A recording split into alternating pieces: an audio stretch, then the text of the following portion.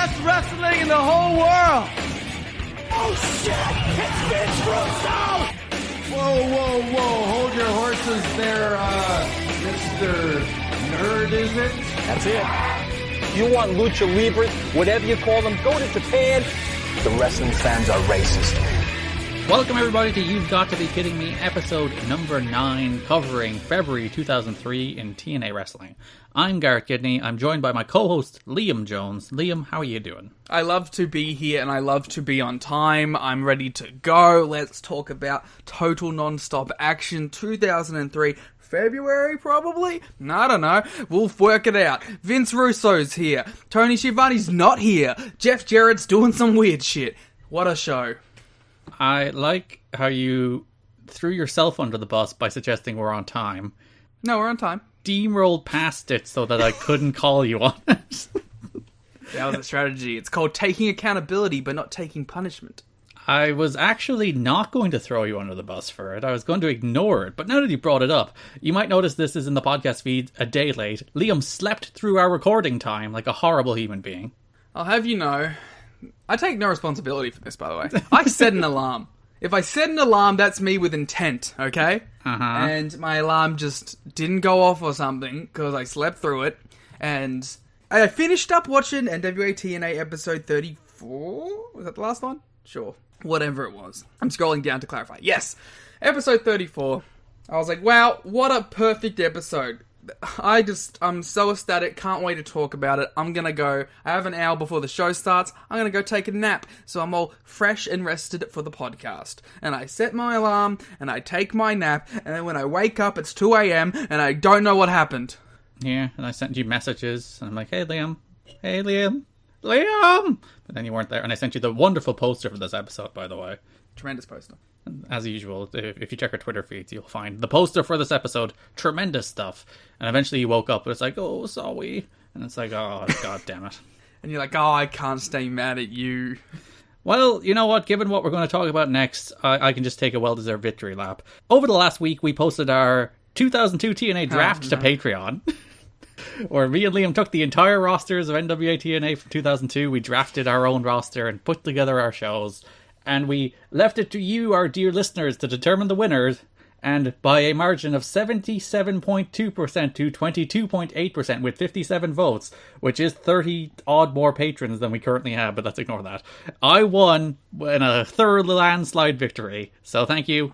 I am the best drafter here on this podcast so far.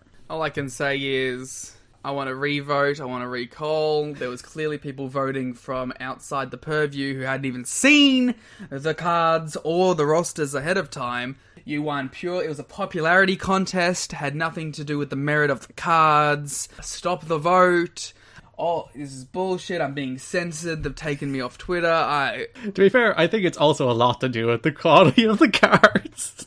No, because if it was all to do with the quality of the cards, I would have won. As my drafting of a bad show was a slam dunk strategy.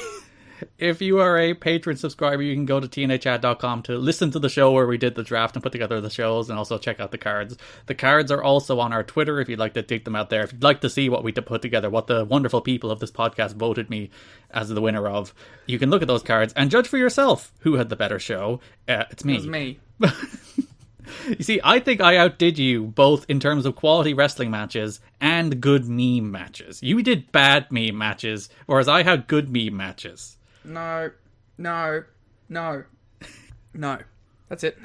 Fair enough. That is my defense. So thank you to you wonderful people on Twitter and on Patreon who voted me as the drafting king. Go fuck yourselves. We'll do this for each year of TNA, so when we finish 2003, we'll do another draft for that too. And I will maintain my legacy here of being draft king.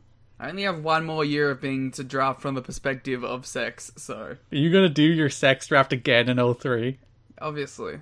After that, then things get serious. Then it starts to count. This is all meme drafts. I would never lose a real draft, as you could see from our AEW draft posted to Garrett's Twitter, where you could see I won and crushed him in every aspect. There was no official poll for that draft, so there is no written record of who won that draft. So unfortunately... I can go to the responses and find out. That's considered a no contest. Those were write-in votes.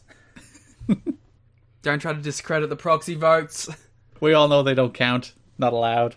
Wow. This is the hill I'm up against, alright? I'm a freedom fighter around here, and I'm fighting against the established corporate overlords that is Garrett Kidney.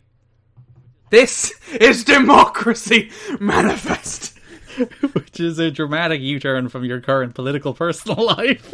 Yeah, well, yes. Anything else going on in your life, Liam? Yeah, I got my second jab yesterday. Oh, you're fully jabbed. I'm full jabbed. Eat shit, COVID. Which Can't means, get me now. well, it has a 94% chance of not getting it. Can't get me now. And to be fair, if it does get you, you have considerably better health outcomes. I'm gonna be one of those guys who, like, die from it. And then I'm gonna post a big thing on Facebook, like, don't get the vaccine. I'm pretty sure if you die from it, you're not going to be able to post anything to Facebook. I'll get someone else to post it for me. Doesn't matter. I will fight the mandates. Your anti-vax rant will be your in your will. Yeah. And I'll demand it be read on the podcast. I will never read your anti-vax. With whatever stock I have in it. I'll sue. Your family will sue your descendants. Yeah, my estate will come after you if you don't read my anti-vax sentiments on the podcast. Don't silence me. Nah, go get jabbed, though. Well, we like to have fun around here, but, like, you know, don't die from the disease. Don't die a horrible, entirely preventable death. Also, and like, unless you're one of those people who just can't get the vaccine, and I'm sorry, don't want to leave you out.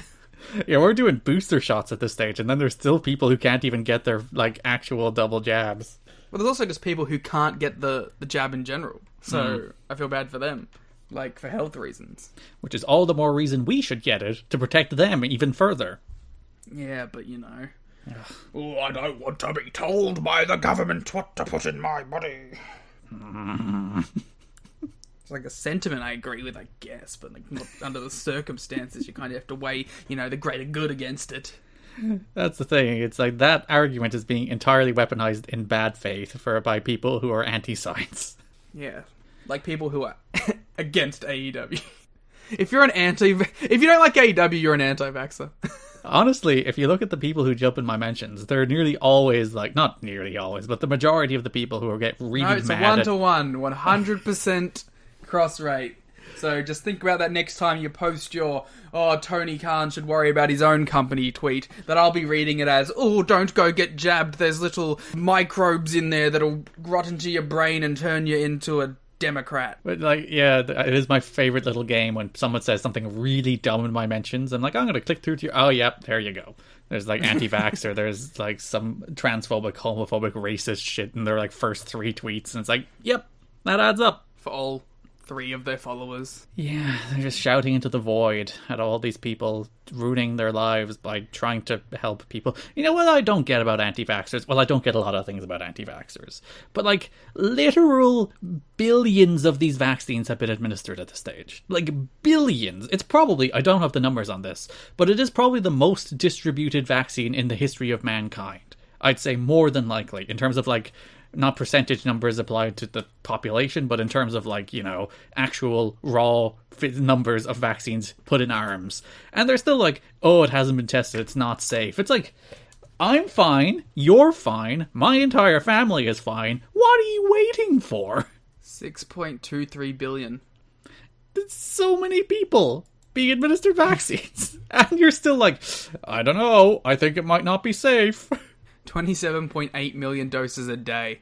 They're not telling you how unsafe this is. It's like, buddy, I've had them in my arm, circulating through my body for like 3 months now. You're gonna look a right fool when my arm falls off tomorrow. I will. Or when you are one of the statistically very unlucky people who do in fact die of COVID after getting 2 vaccinations. My doctor was like, alright, so it's because it's your second vaccine, we have to have a chat about possible side effects. And you're like, alright, this is stage 1, you can get a little red. Stage 2 is that you'll experience flu-like symptoms. Or stage 3 is that, you know, you may feel some tightness in your chest or heart racing. It is not a blood clot, you will not die. And I was like, okay, but what if it... No, she's like, no! It's not! And I was like, alright, I'll take your word on it. It's literally billions. And, like, it's never the thing they say it is. Like, never, ever, ever is it the thing they say it is. It's not that it's not tested, because once people are like, it's not approved by the FDA, it's like, well, when the FDA approved it, what are you giving out about now? They'll find something else. They always find something else. Yeah, well, it's the FDA, you know. It's not approved by another body that exists out there, I'm sure. And will approve it eventually, and then they'll be like, well, because they always move the goalposts. Because it's never about the thing that they think it's about. It's about just being anti-science and anti the people telling you to get it. It's about being special. I want to be counterculture. I want to be and rebel against the system and the norm. Oh god, yeah, I saw an Austin Aries headline. I don't know why I read it, but it's like pro wrestler is aghast at people in the world, and I read it's like Austin Aries being like, people are such sheep, bloody blah. It's like, oh, you just want to think you're so smart. It's like, once you accept in the world that you are not very smart, like, there are more things that I don't know about than I do know about. And I will die that way, because there are so many things in the world. And I accept that. I'm okay with being ignorant and stupid about many things. I know about most things, but I get your point. But there are many people in the world who are not ignorant and stupid about those things. And I'm like, I will defer to them. Because I will never have their level of expertise. Ever. No matter how much reading of Facebook I do, no matter how many stupid YouTube recommendations show up in my feed, I will never be as smart as those people about these things. I'm okay with that. And some people just can't accept that, because they have to be the smartest person in the room at all times. See, that's how I feel when I make a wrestling take and people question me. I'm like, do you not understand that I am the smartest person about this? Why are you trying to come at me? I have a doctorate in this, essentially, at this point. Why are you even questioning the things I say? Is it a doctorate in thugonomics? It's a doctorate in New Japan from 2013 to 2017. As opposed to a doctorate in WrestleNomics. That's Brandon Thurston. All of us can only aspire to be that level. Alright, well, talk about some TNA. I guess. We are talking about February 2003, a quiet enough month on the news front, and it's not as even bombastic in terms of, like, the TV. Like, sex is just a part of the show now. It's a baked-in, accepted part of pretty much everything that happens on this telecast. And I guess that's a thing I've just come to terms with. I don't think it's been horrible, to be fair. It's a consistent storyline, which is nice. If there were better wrestlers in the group, I feel like I'd like it a lot more. But, you know, good with the bad. At least there is a consistent story. Yeah, I have two broad problems with sex. I think it involves far too much of the show. Like, far too many of the angles, far too many of the matches that happen on the show revolve around sex. And to your point that you just made, the talent involved are on average really, really bad. Because, like, this is a month that does not have Christopher Daniels. Daniels not here. It's a month that does not have Skipper. Skipper was actually there for the last show of the month, but Loki and Daniels weren't, so Skipper only worked an Explosion match. Loki is only here for 2 shows? I thought he was there for the 3 weeks, but he wasn't there for the last one. Yeah, because he did the Carino match and then the tag team match with Raven against Sandman and Carino. But he's there, but he's not even doing good matches. So, like, the good members of Triple X aren't there or aren't doing interesting things. So you just get, again, more Gilberti, more Sanders, more Flair, more of these bad average wrestlers that you don't want to see. I want to officially announce that I'm no longer including Sanders in that list. Oh, because he's good, or? Yeah, he's not good, but he's better than Gilberti and Flair. So I don't want to lower him to those standards. Yeah, to be fair to Sanders, like 90% of his matches will be like boring headlocks, arm bars, you know, kick punch, atomic drop. But then he'll do a springboard moonsault and you're like, oh yeah. Okay. The lowest ranking member is Flair, and then it's Gilberti, and then it's Sanders. But, like, you know, like, Sanders might be above the Harris brothers. I don't know. I don't want to include him in the bottom tier anymore. He's graduated to D. So clearly it's been a very big month for Mike Sanders. Yeah. He's no longer among the worst at sex. Yeah. He's now like a D-tier sex guy. Yeah. Oh yeah, Bee Gees below all these people too, by the way. Oh yeah, 100%. Yeah, so Sanders is probably above Bee Gees, so he's at least 4th worst. The only thing that BG has for him is, like, relative star power. Which, even then, he weaponizes that in ways that are thoroughly uninteresting. Alright, let's get into the news from this month. As I mentioned, very, very light month. Russo resumed his role as producer backstage. It's actually a fun note where they're like, he's actually pretty popular backstage. I think mostly because all of the people who didn't like him left. Yeah, I was gonna say, all of his buddies are there, and they're having a good time. Yeah, because Disco's there, Raven's there, Sanders is there, all his pals, Flair is there. They're driving together up and down the roads, coming from Atlanta every week. And, Hall left and Waltman left, and all the people who are, like, vehemently anti-Russo are gone. And Russo's basically in power now, so of course people like him because he's booking them, and they're going to suck up to him. Sounds like a good time, to be honest. I'm sure, like, TNA's, like, walking around backstage, just, like, holding his format in his arm, just like, oh, I hope they don't see me. Oh, it's those Russo boys again. Do you think the sex people are picking on poor Mike? Yeah, because he's, like, the one guy that's there that doesn't like Vince still. He's the one holdout, but he's, like, the face of the resistance now on television as well. Like, this is the biggest push of Mike Tenay's career. There's a point of, like, security in that he's the face of it on television, but backstage he isn't. I just imagine him walking around, like, the concession stand, and Mike Sanders and Gilberti walk up to him like, hey, Mike, where you going? And then they start pushing him into each other. I'm like, Mike. And he's like, oh, stop it, Russo boys. I don't know. Based on how much Mike Tenay thoroughly owns all of Vince Russo's boys on television, I think they're probably scared of him. It's like, oh, please. They're like, oh no, Mike, the professor's here, run, boys. He's like the teacher. Yeah. Like, they'll be picking on, I don't know, Amazing Red in backstage, and then Mike Tenay will walk past and like, oh, we gotta scram. Yeah, they're like, oh, no one your size has ever drew anything. And then Mike Tenay pops up from behind a couch being like, well, actually, Rey Mysterio in Mexico. Oh, we don't want your facts here, Mike. It's like, we'll get to it with the Disco and Gilberti segment later. Follow up on Schiavone, there was a nice note, at least, that by all accounts, even though they played up all their tension on air, Schiavone and Tenay had a nice talk backstage and went through all their grievances together and had a nice clear the air meeting last month. No, that's nice.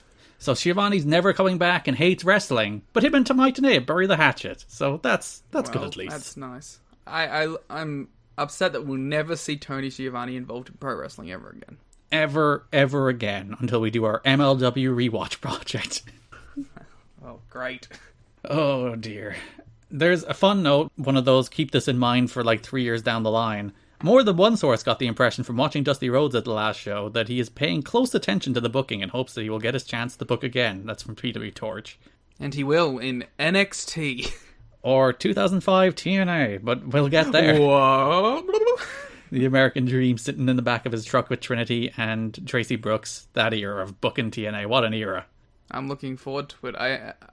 I had no clue that, the highly touted 2005 TNA was booked by someone that's good at booking, I guess. Well, he only does half of it, to be fair, but yes. Alright, I'm looking forward to it. Do you recognize the indie wrestler Rob Echols, Liam?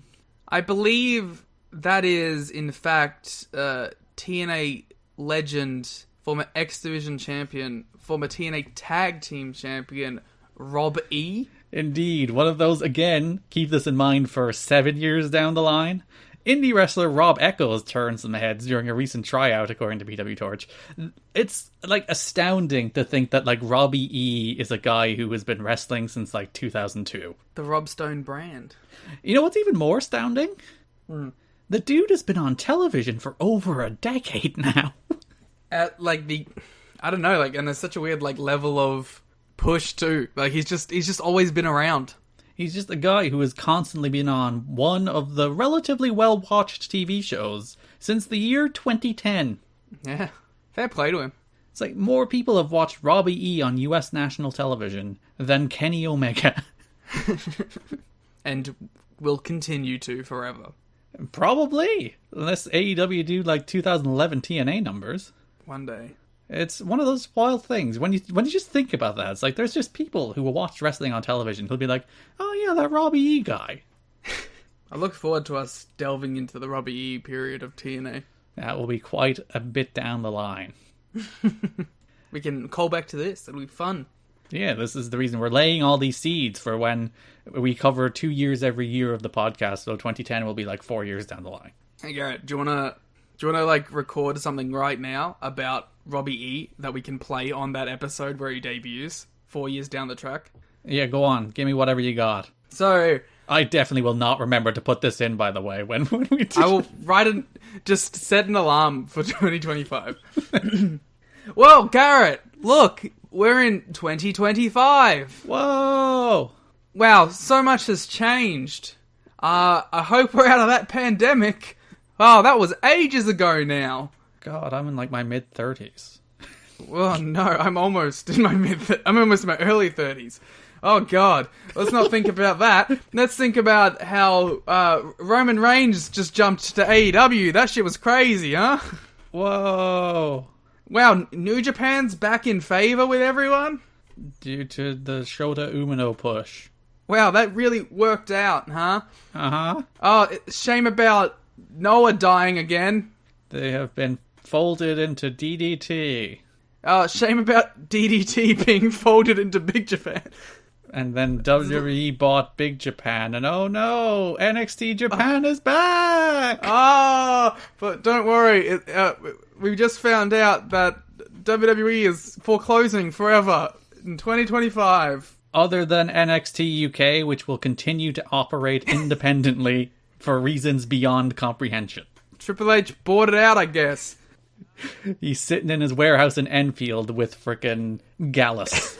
Garrett, but don't worry about all that. All the people listening obviously know that. We're here to talk about Robbie E, who's debuting. Whoa. Cool. He's doing a Jersey Shore thing. I hope it's cool. We're ghosts now, I guess. Oh, yeah, back in 2003, they were looking at him. Isn't that funny how 7 years later, he's now debuting? Hilarious. Alright, back to 2021 now. Bye! Goodbye, ghost of Robbie E. Future. You're also coming with me. Come back. Oh, hi. Alright, look, now we're back in 2021. Should we do the whole same thing for Rob Terry? Yes. Whoa! When did Rob Terry debut? When did The Freak debut? He debuted in like 2009 with the British Invasion. Oh, we're already covering that, so... BG James and the entire Armstrong family, frankly, had a bit of a falling out with TNA this month. Bob Armstrong requested a $50 pay rise from $300 per show to $350, and he was declined, so the entire Armstrong family walked out, including BG and Scott. And they never came back. It's very unfortunate that they did come back, but if you do notice that BG James isn't on the second two shows of this month, that is why. By all accounts, he's also not happy with his push because he's beaten by Zach Gowen in this month as well. As a guy who came in as like an NWA title contender, and all of a sudden he's demoted to being just a job guy for sex. I don't know, maybe he should try being a compelling force on the program then. And again, we are reaching the stage where in March 2003 is when Head of State featuring NWA World Champion BG James came out. So, my God. As we record this on the anniversary of Chris Rock. Indeed. Appearance. His quote made iconic by the "You've Got to Be Kidding Me" intro. TNA is the best wrestling in the planet. To be fair, when it was posted to the Impact account today, first thing somebody did was tag our Twitter account, so we're clearly over. We're big league now. We're just people who are tagged in mentions. That's the dream, isn't it? It's when you know you've made it. I need to know what they think of this. Mm. Yeah. So we're going to be like, oh, stop snitch tagging TNA History Pod every time something TNA happens. There was a fun irony to them both replying to the Impact account and then tagging the TNA History Pod account, both of which I will see. So yeah, the Armstrong family has had a falling out because BG didn't get a bunch of money. Because Bob didn't get all the money. And, like, to be fair, BG by all accounts took a pay cut during, like, the bad days, the real bad days, from, like, $2,000 per show to $1,000 per show. So I think maybe the indignity of not giving his father an extra $50 a show was like, all right, you know what? We're going to back Dad over this one. Yeah, fair enough. There's a lot more TNA in Australia news, Liam. Oh, g'day! Dung, dung, dung, dung, dung. That's not Australian. I was trying to do the thing that we have. Well, I don't have any instruments to do Australian noises. You don't carry a didgeridoo with you at all times? I, as an Irishman, I carry a Bowron with me at all times. It's just our law. Just like I have a shillelagh with me that I can hit people with, like David Finlay. I do have a blade next to me. That is very Australian. And do you have a butcher next to you? The motherfucking butcher? No. Oh, very disappointing. I only have the blade. So the first show that aired on January 22nd did between 3,000 and 4,000 buys according to the Wrestling Observer, which seems pretty good. Yeah. I told you it was that Australian-themed show. They've also struck a bunch of TV deals, including on Fox 8. Do you know Fox 8? Yeah! Fox 8 was my favourite channel growing up. It showed The Simpsons. It showed Family Guy. It showed American Dad. It showed WWE Raw, WWE SmackDown, WWE Superstars, WWE NXT, WWE Main Event, and, of course, TNA Impact. So this is the beginning of the TNA relationship, where they'll have a weekly show starting at 8 p.m. on Saturday nights, where they are going to be showing the pay-per-views from the beginning, so they're going to go back to the June shows. That's cool. So yeah, it's still doing pretty okay in Australia. The ethos of every wrestling company. A note I included just due to the combination of names.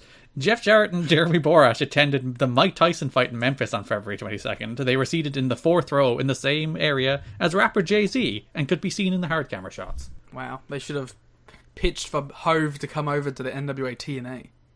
And do the entrance music. Yeah. Jay-Z just doing all of the TNA theme songs. That would have been sick.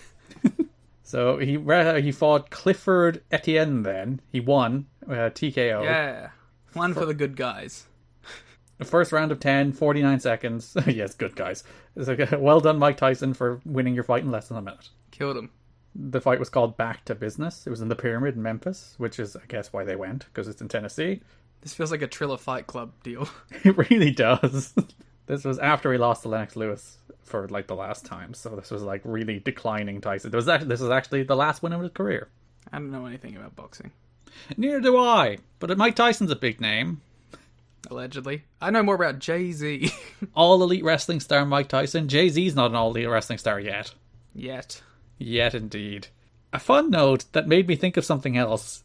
Russo, Sanders, Raven and Gilberti, who travel from Atlanta to Nashville together every week, are trying to put together a show where they film their drives and brainstorm wrestling, trying to sell the tapes. So imagine the original being the Elite is Raven, Sanders, Russo, and Gilberti. It's not even being the lead, it's that WWE Network show that they do.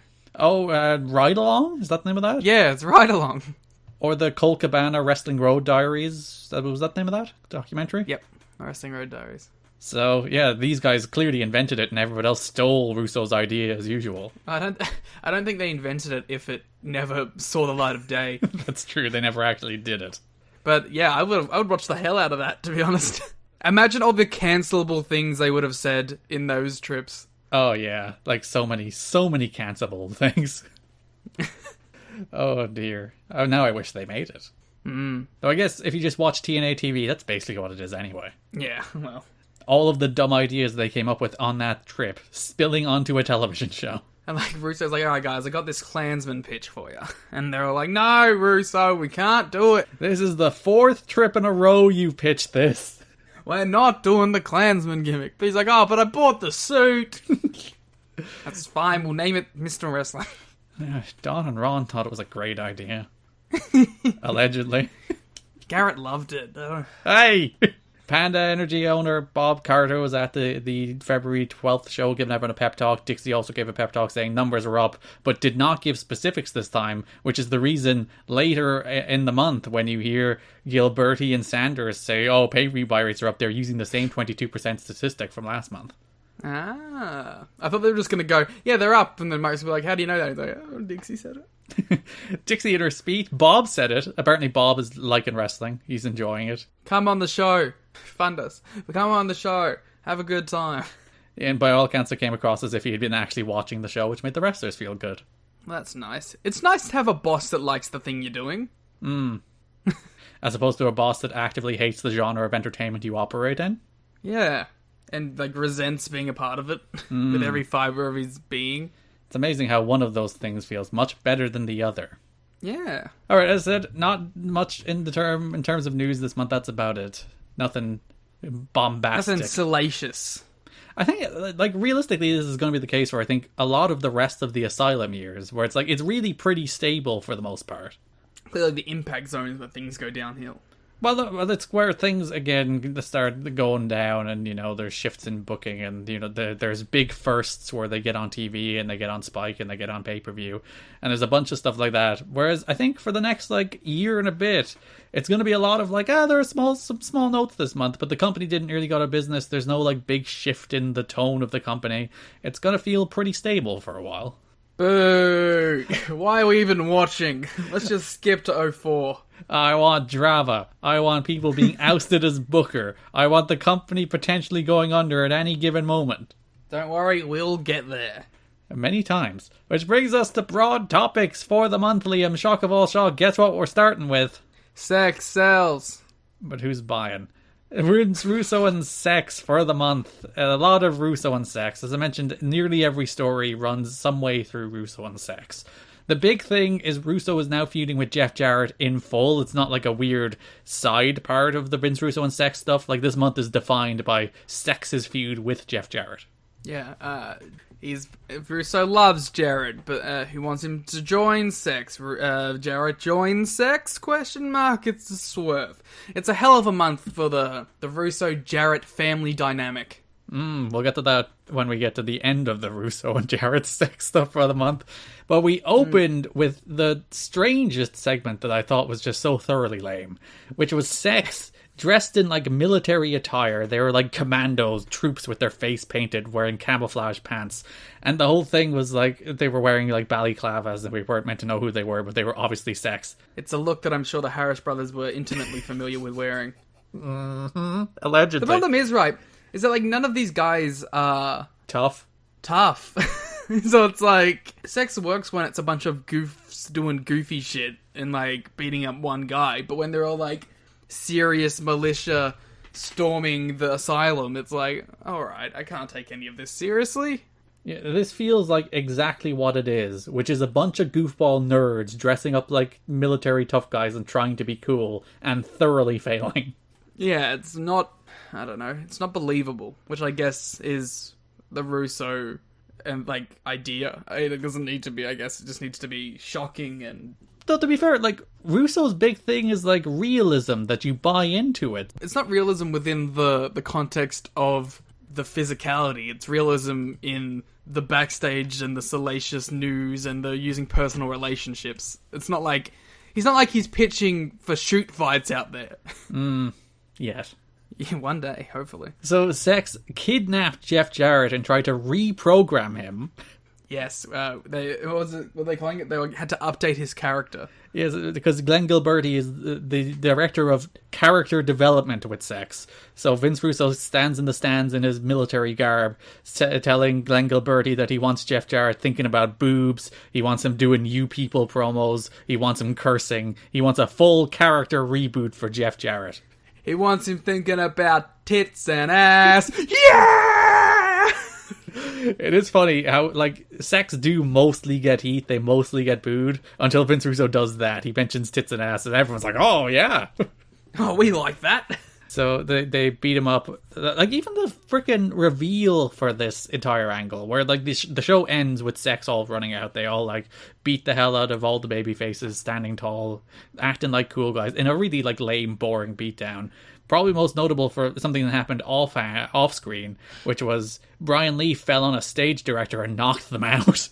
Oh, no. So there was a ban on wrestlers brawling around the announce table because of that, and a lot of people were mad that Vince Russo in particular was very fond of going around the announce table, and one of the stage directors got knocked out, so they're like, stop it. Yeah. Lucky that this was 2003 and not 2021, where they would have got their ass sued out of them. Probably could have happened in 2003 as well, to be fair. Yeah. But, I think we would definitely be talking about, a case of, is this company going to get shut down again? Had it happened later on. So yeah, the show ended, Sex doing that big beatdown. One of the members came out, everyone thought it was Glenn Gilberti. Glenn Gilberti walks out naked with dick out, a comically stuffed underwear. I don't know, I think that's real. That's a shoot. It's a shoot penis as opposed to a worked penis. Worked penis, yes. I'm sure there's a lot of worked penis in Sex. And I mean that on every sense. Yeah, it's the psychology of sex. Yeah. But Jarrett then reveals himself to be one of the members of the Goon Squad, and like he punches like 3 guys and they go off the air. And like, really, they did like a 6-minute beatdown for that really lame reveal. It was very, terrible Attitude Era angle where like rips the mask off and starts going to town, and it's like, alright. It's not exactly interesting, is it? No, and like it was committed so much of the show to it, like the opening segment where they ran out, and then the closing segment where like that beatdown did go on for ages and ages before they just like did like 10 seconds of Jeff Jarrett revealing himself and punching some dudes and went off the air. If he had have at least started swinging a chair or something, Break out some Stone Cold Jeff Jarrett. I guess that would have been like a cool touch too, because it would have been like, aha, his character did change. So, like, there could have been, like, a tiny moral victory for Russo there. If it's like, even though you beat us all up, I kind of did get you because I made you go to that extra place. Yeah.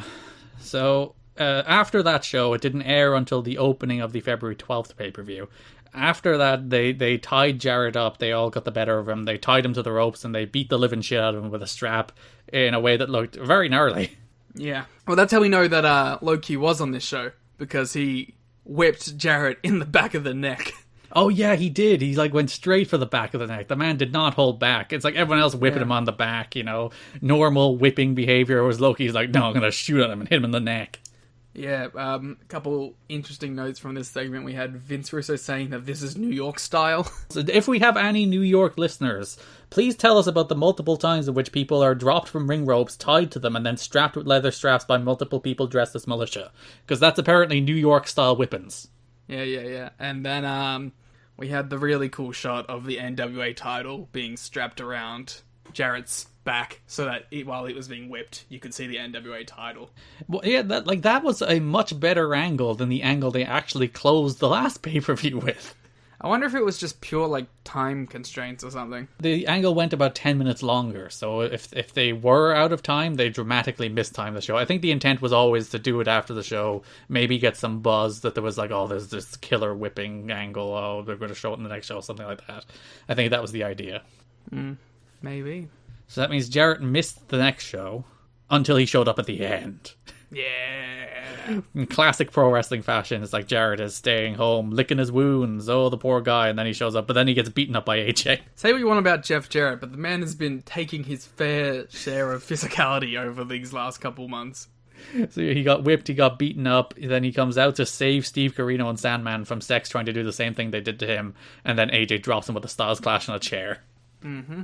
Which brings us to the next week, in which probably the best match of this entire run of TV happened, which was AJ Styles against Jeff Jarrett. One of the biggest feeling NWA title matches so far. That's exactly what I was going to say. I was going to say this felt like this felt... The only other time that I think a match felt this big was the Ron Killings Shamrock one, but this was a good match on top of that. So, like, they both had similar atmospheres, but this one actually delivered in the same way. Yeah, because this is AJ finally getting his world title shot. His final, like, this is his official, like, bump up to heavyweight. He's finally getting his world title match. And these two, I've never understood it, but they have bizarrely good chemistry. Well, I think what it is, and you can see it here 100%, is when Jarrett's in there with Styles, he wants to work up to Styles' speed and level. He doesn't want to bring Styles down. So it's really interesting watch, because it's Jarrett going at like 100 miles an hour trying to keep up with Styles, not doing the story of like, the old Southern style, like clipping the young high flyer and slowing down the match. Like, it's just go, go, go. And I think it kind of rocks. Yeah, and AJ bumps like a madman. There's a bump in this match where like Jarrett just shoves him up in the air and AJ just comes down on the knee. And it looks so good. Just aesthetically too, this month, AJ looks like the most AJ Styles he's been. With his like cool green DX Styles gear and the purple gear at the end of the month. And I also thought really interesting note about that shirt is like, it's not a TNA shirt. Yeah. It's like an AAW shirt. Oh. Because there's a big old AAW logo on the back of it. I can't imagine they were best pleased about him wearing non-TNA merch on a TNA show. I guess. I noticed that. I was looking for a TNA logo. There's no TNA logo on this, and it was like some sort of AAW logo. Is this match the birth of like the Jeff Jarrett formula? It's definitely the most modern Jeff Jarrett's felt.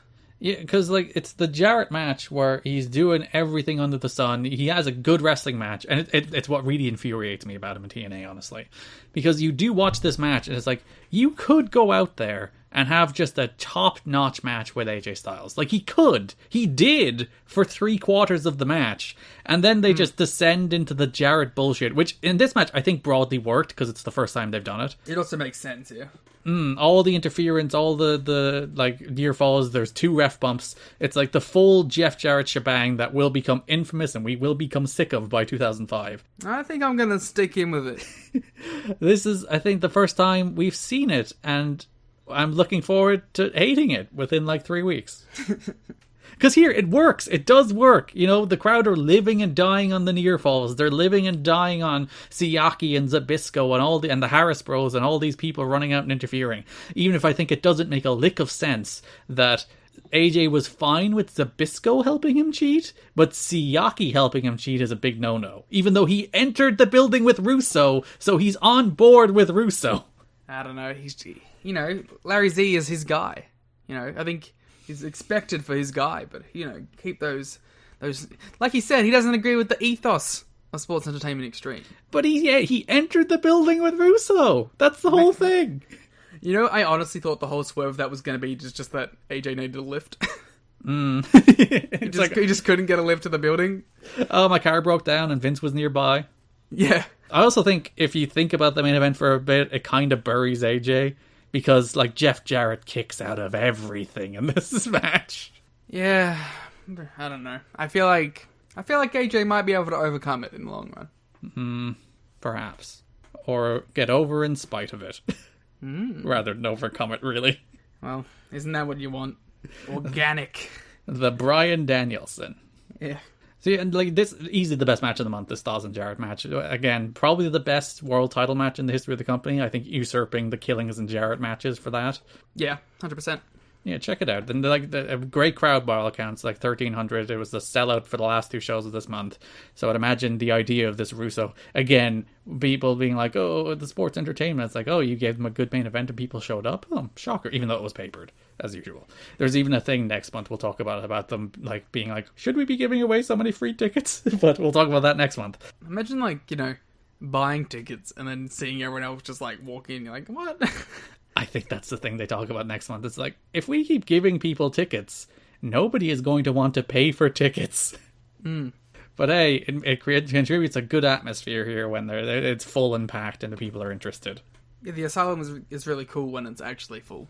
And when it's actually like enthusiastic, because for lots of these shows, it's not. So when it's enthusiastic, it's quite fun. But you can't blame them. So then the last show of the month, NWA TNA pay-per-view number 34, February 26th, is built around the ultimate of shoot interviews, Liam. I love all of the stories about this. So the last show went off the air with Russo going to Jarrett's house to have a chat with Jeff's wife Jill and his kids. So that's the big cliffhanger, that Russo left the building that night. He's not going to be there for the Jarrett Styles match. And surprisingly, he wasn't there. It wasn't the pro wrestling thing where he said he's not going to be there and then he showed up.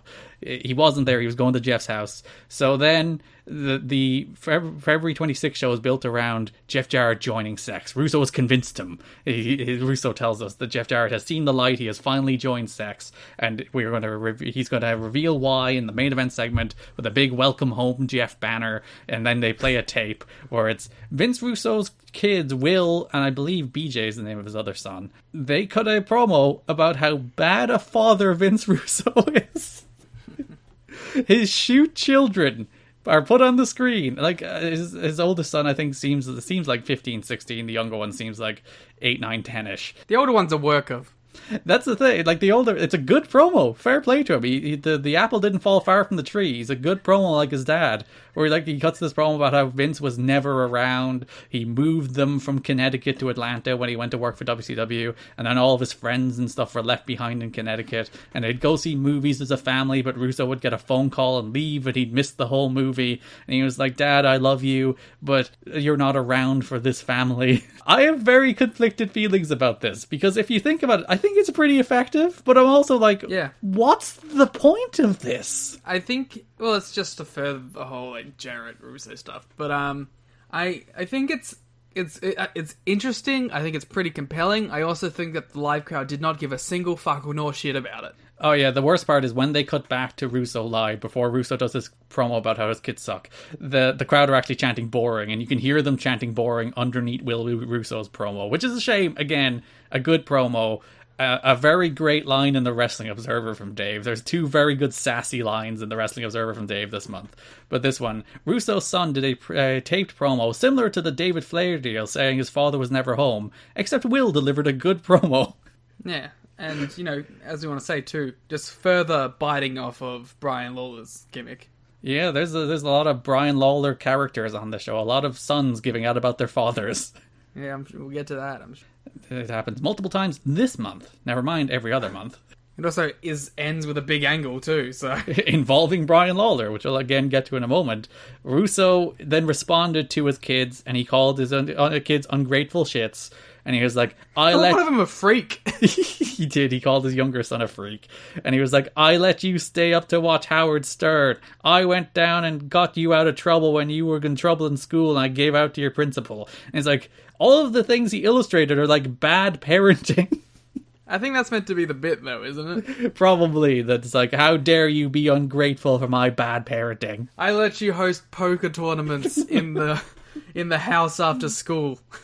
And, of course, he ends it with the strongest line of, yeah, well, alright, when I get home, I am gonna go into your room, and I'm gonna beat the shit out of you. He does, in fact, threaten child abuse here on national pay-per-view. I wonder, was there people who were like... Because, you know, famously, when Vince McMahon was blown up in his limo on Raw, Donald Trump called Titan Tower as being like, hey, did Vince just die on TV? That's a guy that was in charge of a country. Yeah, he was elected by the people to run a country. Great job, America.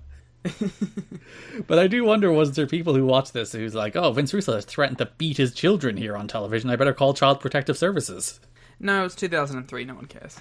The Trump one was 2007. Yeah, but like I'm saying, I mean, they may have thought it was legitimate, they didn't give a shit. No one cares for poor Vince Russo's kids. Yeah, and everyone fucking punched their kids in the head in 2003. I think it was just accepted part of the culture. Okay. Not saying it was right or wrong. I mean, it was wrong, but, you know. I don't know. I think you're saying that this is an acceptable behavior. This is an acceptable response for Vince Russo here toward his children, bearing their souls to him. Hey, Garrett, I'm going to come to your house and I'm going to beat the shit out of you like I've never done before. I think everybody who listens to this should call the police on it. Which one? The Irish police. Get them on the plane. So this segment does end with Jarrett coming out. He spears Russo before the new stable of David Flair, Brian Lawler, and Eric Watts show up. The amazing Fail-Son stable of second-generation stars nobody ever wanted to see have combined their forces to attack Jeff Jarrett, the second-generation son, who I guess people kind of want to see? You should have seen like the moment of realization when I was like, they're all second generation. Ah, Jarrett's second generation. Ah, we just had Vince Russo's kid on the fucking screen. I was like, wow. Actually, I think Jarrett might be third generation, but still, either way. Whatever, it doesn't matter. But like, yeah, following the Russo kid stuff too. Oh, like this is art.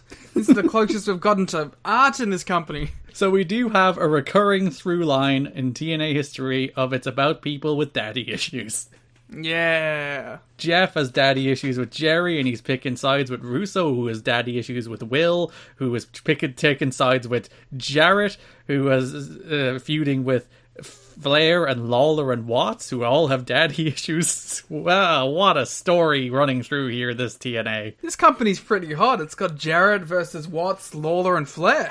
Oh, yeah, look at the names everybody wants to hear. It's like me booking Steamboat against Flair in my draft show. Yeah. Tricking the people. That's all you need to put on the marquee. You don't need to say it's David. You just need to say it's Flair. So yeah, that's the big segment where they put Jarrett through a table as we end the month on the second generation stable of Flair, Watts, and Lawler. And I assume you're just delighted to see Brian Lawler again. Oh, biggest pop of the night. I wish he was in a bigger spot. We nearly went 2 whole episodes without having a Brian Lawler appearance. You would have been furious. Yeah, I know. Great outfit, obviously. Mm-hmm. Wish he got the big spot at the end, though. I don't know much about Eric Watts, except that he is quite large. He's a tall man who is not very good. He did a cool choke slam, so... I feel like Eric Watts is like the prototype bad son.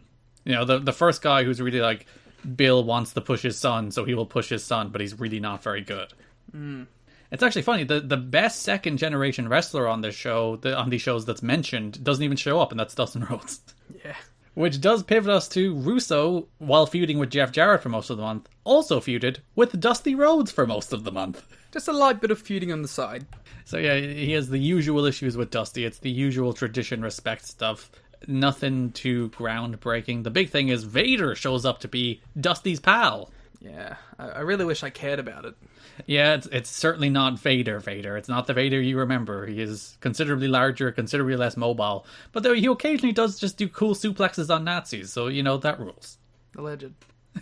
No, the suplex happened. I think didn't we do that like exact joke on the watch along? Don't worry about it. We did. It's right. Only the number of people who are listening to the $10 material are smaller than the number of people who listen to the podcast, so we can repeat material. It's a nod for them. And there's only like 5 people who will be like, "Oh, hey, wait a minute." They don't have to call out our distinct lack of originality. Yeah, it's fine. Just edit this out. Don't worry about it. So yeah, the daddy issue thing does prop up where when they're face to face at one stage, Vince Russo is like, "Your issue with me is because of Dustin Rhodes, and nobody cared about Dustin when he was like the Lone Star Dustin Rhodes, when he was just the young up and comer who was just regular old Dusty's son, and they only cared about him when I made him Gold Dust, and you resent that." And I'm like, actually, you know what? That's a pretty good like premise for an angle. Yeah, but also like I don't know. I think people cared about WCW Tag Champion Dustin Rhodes teaming with Ricky Steamboat. Yeah, you go back and watch those matches. Those matches rule. Yeah, I think people cared. People were into Dustin Rhodes. And again, he is one of the better forced on people second generation sons. Yeah, I'm trying to I mean, obviously, number 2 to Shane McMahon, but everyone else. Dustin never jumped off cages. He's no Braun Breaker, but... We do not respect that name on this podcast. He's no Tony D'Angelo. I wonder, is Braun Breaker the son of fake Scott Steiner? Oh, your dude that you drafted. Yeah, Del Rios. I don't think he is. I wonder, is he part of the family? We should examine the Scott Steiner lore to discover whether or not Del Rios fits in the Braun Breaker chronology. You should have had Del Rios dress up as Braun Breaker. Oh yeah, and they bring him back. They should bring back Del Rios. If he's around. What's Del Rios up to, you think? Yeah, what's he doing? He's out working. Because it's always fun to, when we're like watching pay-per-views, I'll have a cage match open usually, and there's like just randos, so it's like, oh, they're still wrestling, and they're like local wrestling company. It's like, good for them. We checked out David Young, and it was like 2019 was his last match. He's still shipping away. Fair play. Waiting to get that call for that one last run, the Diamonds in the Rough reunion we're all waiting for. Ooh, I know I am. So, the big thing that leads to a feud between Dusty and Vader and the Harris Bros, which leads to a very cool match, even if it's not a very good match. Which match is that? Vader and Dusty against the Harris Bros, Liam.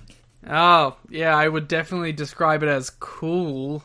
It is. It's Vader and Dusty teaming together. I didn't care. I didn't care about any of this. My only prevailing thought about this entire thing was when I was watching Dusty cut his promos, and I was like, yeah, this guy's cool as hell. And then you don't care when he teams with the other cool guy to wrestle the Nazis, allegedly? Nah, not really. Even though, like, the crowd are super into it, and it's super hot, and, like, the match isn't great, but it's carried by the fact that the crowd are like, hell yeah, it's Vader and Dusty. I mean, it's alright. I was just more... The whole time I was just watching it, and I was just going... You remember when he cut that promo about tradition and being in the hotel room and the NWA title was peeking out the bag, and that's when he was like, that's when I knew wrestling was real, like that moment.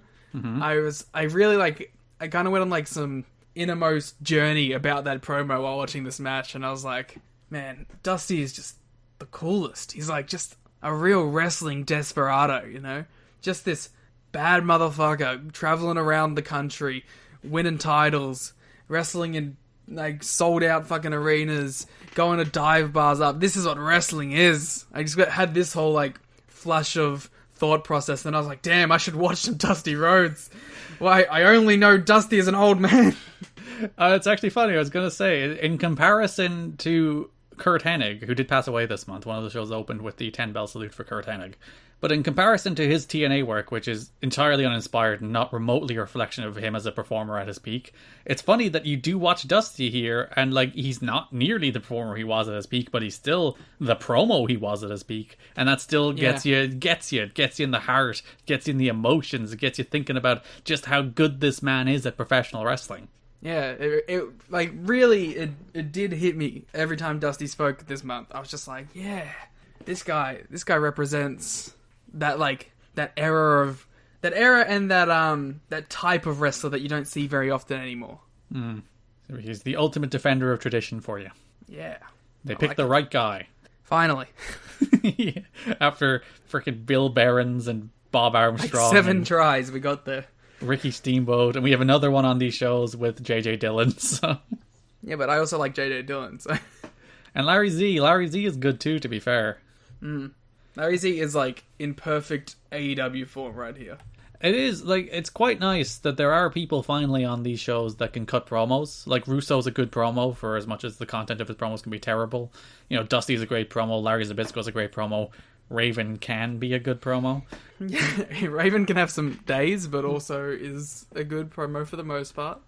So there are people finally who can talk, and even when you like the Might TNA sit-downs are very good. We'll get to some of the more notable ones this month in a minute, but like those are all very good. They're entirely different kinds of promos in very different settings, but they all work for what they're trying to achieve as well. So there's good promos, I think, up and down all these shows. And considering 60% of these shows are fucking talking, it's nice to have some people that can talk. Yeah, instead of people cutting very bad promos and AJ sniffing Goldilocks. Although I am still like an unabashed fan of AJ cutting promos at this point. Even though Larry is literally cutting his promos for him. Just a weirdo dork loser. It's great. Other sex things this month. Raven, his big sex feud was with the Sandman. And AJ, kinda. Yep. So we begin the ECW influx into TNA. Raven is obviously the start of it. We also have Diamond and Swinger on these shows. And the big one this month is the Sandman, who has himself a whale of a time on these shows. He looks like he is having the most fun. Because he debuts on the pay-per-view number 32, February 12th, where he comes out, he saves JJ Dillon, who also debuted on these shows. Defender of tradition, the Sandman. It is very strange that the man who is probably most associated with debauchery in the history of wrestling, the Sandman, has decided to show up on the side of the NWA in tradition here. But that's the case, mostly because he doesn't like Raven. So he shows up, he's beating up Raven, he's drinking, he's smoking, he's hanging out in the crowd. When he's making his entrances, he's kissing women and he's guzzling beer with fans, and also smoking again. Even in his motion graphics, he's smoking and drinking. Listen, there's some things about that I don't necessarily approve of. You don't approve of Sandman's behavior with Lollipop? I just think, have some standards, love. Like, how dare you?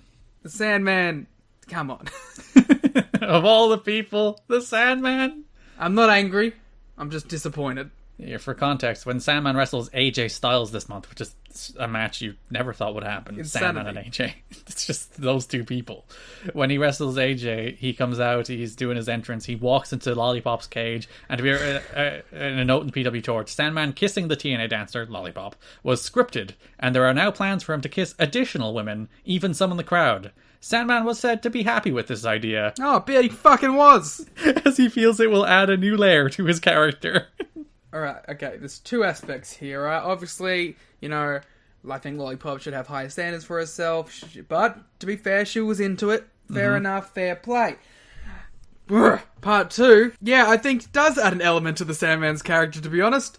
I think it makes a dude who doesn't look very cool, look very cool. So fuck it, go ahead, the Sandman. Make these women horny while you smoke your cigarettes and swill your beer and throw your fucking weapons. While you smash that beer can off your head and then bleed and then you kiss some women and then you throw beer down people's throats. His entrances are a spectacle, to be fair. I love his rip-off Enter Sandman theme. It's pretty great. Fucking get a shirt that fits, you fucking degenerate. That's about all I have to say about fucking Sandman. What the fuck's wrong with you? It's a TNA shirt. You couldn't get one that fit? There are probably a couple of them at the merch stand. And it had holes in it. You've been here a month. How do you have a shirt that has holes in it? That takes time. His entire first entrance involves various smoking, drinking, and probably falling over, so I'm not surprised his shirts immediately have holes in them. And, like, it doesn't even fit him. You were very angry at the Sandman shirt. But yeah, because first he kissed Lollipop, and then I was like, he looks like shit! He's just jealous. Like, he doesn't look good here. Like, the Sandman has times where he looks like, this is the scumbag aura that you would go for. But, like, at this point, he just looks like someone's, chain-smoking auntie. Are you going to attack Mike Sanders like this as well for shots at Lollipop? No. You defended Mike Sanders despite it. I was going to say Mike Sanders. Mike Slanders, indeed. Despite his slander of Lollipop on these shows, so... Sleep with one eye open, gripping your pillow tight. Raven wrestles Sandman in a Falls Count Anywhere match. It's pretty okay. They come back the next week for Raven and Loki against Sandman and Steve Corino. It was pretty nothing. I don't know. My favorite part of that match is there's a moment where Loki goes for like a 619. He does the Tiger Feint kick. He swings back into the ring. And Sandman just grabs him with the Singapore cane and does a Russian leg sweep. And like one, really cool spot. And two, just Sandman interacting with Loki. Oh, every time Sandman interacts with like an AJ Styles or a Loki, it's mind-boggling, but it's also super interesting. And like we said in the watch-along too, I will take random plunder main event over boring 3 1/4 star main event NWA match every time. So like having the Sandman come out here and wrestle Raven in a plunder match and doing this plunder tag match, 100% will take over the alternative. Yep. There was also a really fun part where Raven throws Sandman off a balcony and we just don't see it, and then the camera goes over the end and he just fell like 6 feet. And you're just like, oh. And I thoroughly respect that he just abandons all willingness to protect his body immediately in TNA. There was a moment in the AJ Sandman match where Raven comes in and interferes to help AJ win, and AJ is setting up a second rope Styles clash on Sandman. I'm like, this is a horrible idea. This should never have made it past this stage. And then he does it, and Sandman lands exclusively on his knee, and it sounds disgusting. Yeah. Fair play to him. I mean, he looks like he's having a great time, and that I can respect. I enjoyed the AJ Sandman match. I thought it was pretty good. I did too. I thought it was really fun. It's just a silly AJ Plunder match. And it's, again, like we said, it's just really cool to see these two people interact. And this NWA TNA pay-per-view number 34, the entire premise here was that Jarrett and Russo and Styles are in a bit of a love triangle. where Raven and Styles are jealous of the fact that the other is trying to get Russo's attention. So Russo books them in matches where Raven faces an X Division guy and Styles faces a hardcore guy. Styles faces Sandman, Raven faces Julio De Niro. Fun note about the Julio De Niro match. Raven was meant to face Jimmy Yang, but Jimmy Yang refused to sign a basic contract with the company. It was apparently it would give him a bit of a non-compete, and he was like, hell no, I'm not signing a non-compete just to do one match against Raven and get beaten. Yeah, fair enough. And as it turns out, Julio De Niro was just there. Like, all right, Julio, you do the match now. Also, Russo just has booking power on the show now. He had to earn it like 3 weeks ago, but now he's like, yeah, all right, I'll make the matches. He does frame it, to be fair, as like, oh, if those NWA punks have any, balls, they'll make these matches. So it's not like he makes the matches. He is like, those NWA guys will have to make the matches, and then they do. It's all fine, I guess. They should just like, well, also, to be fair, he owns the contracts of half the roster at this point. I guess he could just leverage that to make any match he wants. So AJ beats Sandman, De Niro beats, or loses to Raven. Imagine if De Niro debuts and beats Raven. And they're on a collision course for the love of Vince Russo. Aren't we all? Aren't we all? Everyone on this show apparently is, because this was also the show where Jarrett was like, I love Russo. So. And well, to be fair, Russo said he loved Jarrett first. So. Which is what set off Raven and AJ, where they're like, wait a minute. First of all, there's the two of us fighting for your love, and now Jeff too? Yeah, because like Raven's like, I was supposed to be your ringer. I was supposed to be the ace here, man. And you've moved on from me to Jarrett, and now this little pipsqueak as well. So that's most of Raven and Sandman. We did, I think we're most of the sex stuff down, other than there's a bunch of Disco and Sanders stuff this month. Would you like to talk about that in depth? Yeah, before we get into the Disco and Sanders stuff, I want to make note of one cool Raven promo in a month of not cool Raven promos. Oh, then I will talk about the Raven promo that's really bad. That's fair. Start with the good one. All right, yeah. There was one that I thought was really cool. I think it was on the episode where AJ and Sandman wrestled at the start, where Raven was outside with, was it like Sandman must die painted on his stomach, and he cuts a promo about the ECW feud and brings up Laurie and Sandman's kid, and how there was the one time in life where he was happy and then Sandman took his family back. And I thought that was a really nice, cool callback, because they could have just, ignored it and just gone, oh, these guys are feuds. But, this is a very personal feud beyond just, it being Raven and Sandman who hate each other. So it was a good callback to that. And it provides a good reason of course the Sandman would come and try and kill Raven in TNA, because he has the opportunity to get to him in TNA. He wasn't going to track him down in WWE, but he can do it here. Yeah, and I think because there's a line there that we're always giving out about how much WCW and WWF are talked about on the show. And, you could extend that to now they're talking about ECW too. But it does inform an actual feud happening on the show between actual people having wrestling matches. It's not just, we're going to have JJ Dillon and Vince Russo talk for 10 minutes about the death of WCW in a way that's not going to pay off in any way. JJ Dillon's just going to disappear. They're never going to wrestle. It's really just as a vehicle for 10 minutes of TV that has Vince Russo being utterly bored. And here, it's they're giving you the story of why these people hate each other, why Sandman is showing up to chase Raven, and giving you a reason to care about these two wrestling. Yeah. It's like when they do the Interrogators segment with Sandman, and they're like, are you here for Vince Russo or whatever? And he's like, I don't really care about any of that. I'm here exclusively for Raven. Yeah, he's just a wild man who smokes, drinks, and hits Raven with kendo sticks. Yeah. Raven fucked with my family a decade ago. I'm here to fuck people up. Less than a decade. So Gilberti is, as we mentioned, head of character development, as opposed to Mike Sanders. I love these goofs. Who is head of recruitment. And as you mentioned, these two are just being goons on this TV show as lower card jobbers who lose matches and do skits. And that is their role, and that is good. Yeah, I kind of love them together. At one point, when Russo leaves, he puts Sonny Siaki in charge as the ace in the hole. And there was one I adored this backstage segment with Desire, Sonny Siaki, Gilberti, and Sanders, where at first they're like, why should we listen to you? And then Desire's like, because you put him in charge. And then they're like, alright, what do you want us to do, boss? And I was like, alright, these dorks are great together. Yeah, and there's sex power struggles going on now, because every time Russo's not there, Siaki is in charge, and everyone else is upset about this, and except Desire. Desire is very pro Siaki being in charge. Or Loki, who is just doing pull-ups on the rafters while everyone is giving out at each just other. calls him Spider-Man. So there's, I think, is it my favorite segment of the month? No, but there's a segment where they're looking at a calendar backstage.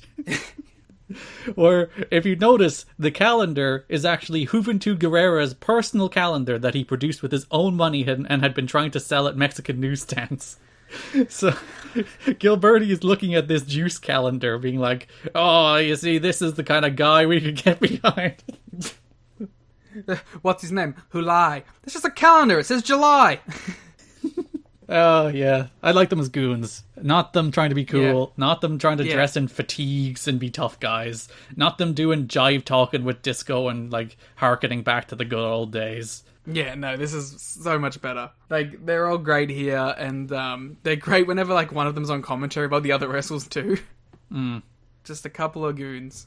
And they then later in the month have an interview with Mike Tenay. Yeah. Alright, so I think we should, before we go into the content of it, I think we should go into the behind-the-scenes aspect of it, because that's way funnier. According to the Wrestling Observer, apparently the version that aired was the 5th take, and this time they kept doing it over because Tenay carved them up too badly on the first take, and they closed the gap until it was fairly even by take 5. I like how they had to keep building their arguments, and then they took the bits that they were like, alright, that's pretty good. And then by the time they got to the 5th way round, they had enough content to fire back. It's Tenay just massacred them so badly that they're like, we gotta do it again. And then Tenay still massacres them. It's like, guys, we gotta do it again. And what it basically boils down to in the end is just two guys screaming over one guy. The fact that He keeps composure the entire time tonight. Like, if I'm in that scenario, I'm getting just as worked up as Gilberti and Sanders, and I'm like, well, fuck you guys too, you know? Like, but he just sits there and he just nods and he just hits them with these cold one-liners out of nowhere. Yeah, because like, Gilberti's, why have all these people abandoned wrestling over the last few years? And then Mike Tenay just coolly, you know what, did you ever think it's because of this sports entertainment bullshit that so many people have abandoned wrestling over the last few years? And Gilberti's like, shut up! And Gilberti's like, yeah, you're in this wrestling bubble, you know? Everything you like is wrestling. And he's like, that's not true at all. And he's like, alright, shit, well, we got nothing for that. You know what, I understand that wrestling has to develop and move on, and there is a balance between this sports entertainment and this pro wrestling. There is a middle ground between the two extremes. And then he's like, oh. I really wish we could see the first one. I also really want to see the first one of the Conan interview as well. Yeah, we'll talk about that in a sec. I did hate the freaking disco line where he's like, you guys had traditional wrestling. It's like, no, we didn't. No, there was 1 month. We had 1 month of a traditional wrestling show. And it was the best month. God. You were on most of the shows. You introduced the Dup Cup. You were in that segment. You should know that we didn't have traditional wrestling. We never did, and if we did, it was a brief reprise from nonsense. We had the Dups and freaking the Johnsons and Puppet, but Puppet was good. And the Bruce. Are you insinuating that the Dups weren't? Well, to be fair, they were too. Except, you know, the Dups did jump the shark for the second Dup Cup match. The first one's a masterpiece. In typical wrestling fashion, they went back to the well. The other Mike Sanders Gilberti segment I think worth mentioning is we have the debut this month, debut and only appearance, of Jonah from Tough Enough. Yeah. He debuts, Mike Tenay does a sit-down interview with him. He talks about his experience on Tough Enough. Again, that Tenay backstage interviews format is probably best for a guy who's like green. He's not a great promo, but Tenay can carry him through it, and it works. And then they have a match where Mike Sanders begins the match by offering Jonah a place in sex. Oh, yeah, but this... And he does so the same way he did with Sonny Siaki when he offered him Desire. I got a woman for you, eh? Yes, he has an unnamed woman who was brought in, as PW Torch mentions, specifically with the idea that she would bare her breasts. She is a stripper friend of Raven's. I bet Raven has a lot of stripper friends. Seems like that kind of guy. I love this bit from Dave Meltzer in The Observer. He worked with Sanders and lost when an unidentified pair of breasts teased escaping from a woman's shirt. There was no teasing. And Jonah had to act like he had never seen a pair before, when it's common knowledge he had. How do you know, Dave? Yeah, what the fuck, Dave? Did you send a message to Jonah and go, hey man, you seen some titties before? Dave did his due diligence there. He you know, journalistic integrity. God, Dave. Also, yeah, I resent this teased escaping from a woman's shirt line when they escaped from this woman's shirt. Yep. Especially when, according to PW Torch, she was brought there with the express idea that she would show her boobs. Yeah, she seemed... I don't know if she enjoyed this experience or not. Yeah, I can't imagine she did. You commented that, like, she looked like she didn't want to be there, and then moments later she shows her boobs, so... Ironically, that was the moment where she looked like she was having the most fun, so... Maybe she was building up the anticipation, storytelling. My man Mike Sanders taking a shot at my girl Lollipop. Didn't appreciate that aspect of this, but hey. He said that this woman, I can't remember the exact verbiage, but is much better than Lollipop. Yeah. I believe he used some derogatory term toward Lollipop as well, which I'm sure upset you. It did, thoroughly. Oh, I wrote down the quote. Never mind. Oh, great. It's actually not that bad. It's like, she puts the Lollipop girl to shame. Yeah. Well, all Sanders has to do is just insult her taste in men, clearly. God, we're still on sex. The last sex thing of the month. Maybe not even the last. We had the on-air debut of Tenacious Z, Zach Gowen. Yep. He defeated BG James in his debut. If you don't know, Tenacious Z, Zach Gowen would go on to wrestle on WWE television, have a notable feud with Vince McMahon. But Z lost his left leg at the age of 8 to osteogenic sarcoma, bone cancer, which began in his thigh and could have spread to his vital organs had he kept his leg, so he needed his leg amputated. He said he was originally inspired to become a wrestler when Hulk Hogan visited him in a hospital as part of a Make-A-Wish while going through his cancer treatment. He said he decided to actually become a wrestler to impress a girl. Yeah. In a quote with Mike Sempervive of the PW Torch, I remember when I was in high school and all day, every day, I would just think about wrestling. He joked, he said he attempted to impress the girl, didn't work, because girls, for some reason, aren't very impressed with pro wrestling. Fair enough. So his attempt to woo a woman by becoming a pro wrestler didn't work, but he's a pretty darn good pro wrestler. Fair play to him. Yeah, that McMahon feud is incredibly memorable, probably for the wrong reasons, but, it's definitely a feud that stood the test of time. It sure did. So, fair play. Zach Gowen is cool. Yeah, he beats BG in a good match. Crowd go nuts. He does springboard moonsaults. He does missile drop kicks. It's all really cool. The next week he comes back. Him, Ron Killings, and Jorge Estrada defeat Sanders, Gilberti, and BG. And it is a fun note. They were super behind Sanders. They were lining up media. They were lining up the USA Today and the Best Damn Sports Show to do features on him. Oh, on Gowen, not Sanders, I assume. Oh, did I say Sanders? Yes, the Zach Gowen. WWE had no interest in Mike Sanders. So yes, they were lining up all this media for Zach Gowen, not Sanders. Yeah. And WWE swooped in and signed him. So, because TNA offered him a contract and he didn't accept it. And they were like, oh no, why isn't he accepting it? Turns out WWE had already offered him a contract. Well, which is fair enough. Yeah, you can't begrudge this dude going to WWE over TNA at this point. And especially, you can't begrudge this dude anything. Yeah, do whatever you gotta do, man. Make your money.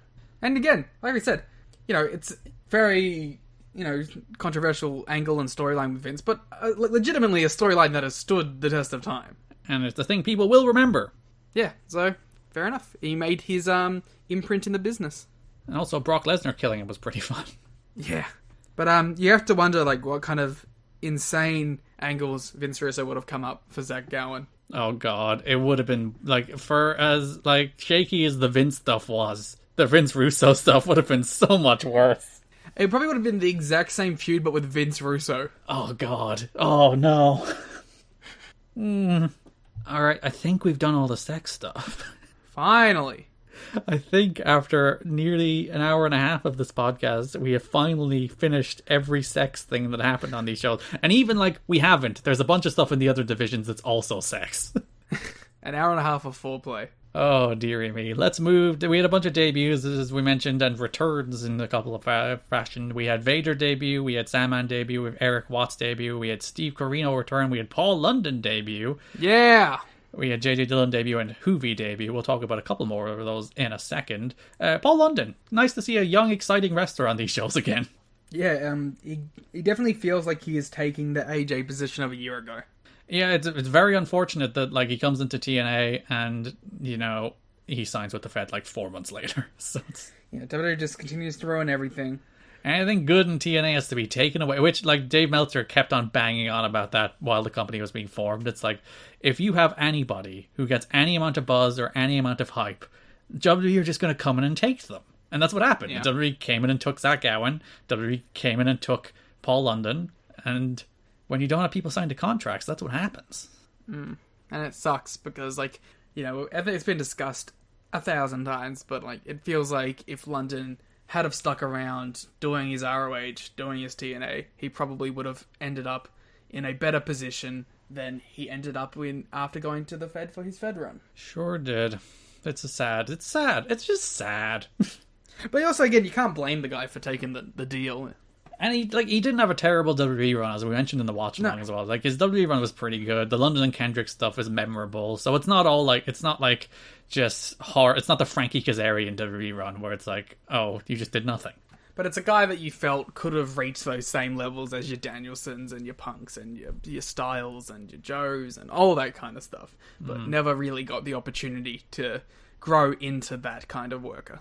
Unfortunately not. Kind of felt like he lost his cred too after he left. It's because he's a traitor. Yeah, just like AJ Styles. Okay, AJ waited long to go there though, so we had, I think, the best stuff of the month, Conan. Yeah, Conan is fantastic. He is far and away the highlight of all of these shows, because the very first show of the month, Conan does the sit-down interview with Mike Tenay, and it's basically the good version of the Vince Russo sit-down interview with Mike Tenay. Because he came prepared. So Conan has this sit-down interview with Mike Tenay. As you mentioned, there's a note in the show notes about how just thoroughly prepared for this Conan was. By all accounts, he spent the entire day getting ready, studying notes. They did a first take that, by all accounts, was even better than the second one, but was too long, so that they reshoot it. I don't know why they didn't just edit it, but sure. I want to see that first cut really badly, because this ruled the second cut, so, yeah. Yeah, when we were watching the Vince Russo one, we said, like, there's a good version of this, where it's, like, focused on a story, or it's not, like, inside baseball, or it's actually, like, advancing character stuff and advancing story stuff and building to matches. And this was that. Conan sits down with Mike Tenay, and they're basically talking for, like, 5 straight minutes about racism in wrestling. So Conan is like, look at all these Latin American and Hispanic talent who are succeeding in boxing and succeeding in baseball, and like all of the demographics that traditionally appeal have been turned upside down. It's like Tiger Woods is the most successful golfer, Eminem is the most successful rapper. So like the world is a different world than pro wrestling is treating it as, whereas pro wrestling is just stuck in the past. It's like just a bunch of generic white dudes. Like there couldn't be a greater testimony to Conan's point that this month of TNA ends with the fail sons of Brian Lawler, David Flair, and Eric Watts, thoroughly mediocre white men who are sons of successful fathers getting opportunities that they have probably no right to over people who are much better than them. And Conan's just sitting there at the start of the month being like, well, I told you so. Just a compelling speaker, you know? And it always helps when something's rooted in reality too. And I think it starts where Mike Tenay is like kind of pushing back and kind of like, you know, skeptical of things he's saying, because he says like outright, it's like, oh, Jerry Jarrett, Vince McMahon and Eric Bischoff are racist. And you can see like a bit of Mike Tenay wanting to push back on that, but like after Conan talks for the next minute straight, Mike Tenay is just like, no, I can't challenge him. Yeah, the only one he challenges is on, and he goes, and you're racist too, Mike Tenay. Yeah, he's like, no, wait a minute, I've been advocates for these kind of talents for years and years, which to be fair, he was. That's like the big recurring joke in WCW. It's like, oh, it's a luchador or Japanese wrestler in the ring. Time to get Mike Tenay on commentary to tell you actually who this person is, because he's the only person that cares to find out. I do like, there's like a level of begrudged respect that Conan gives Tenay as well. Which is, I think, is a nice touch.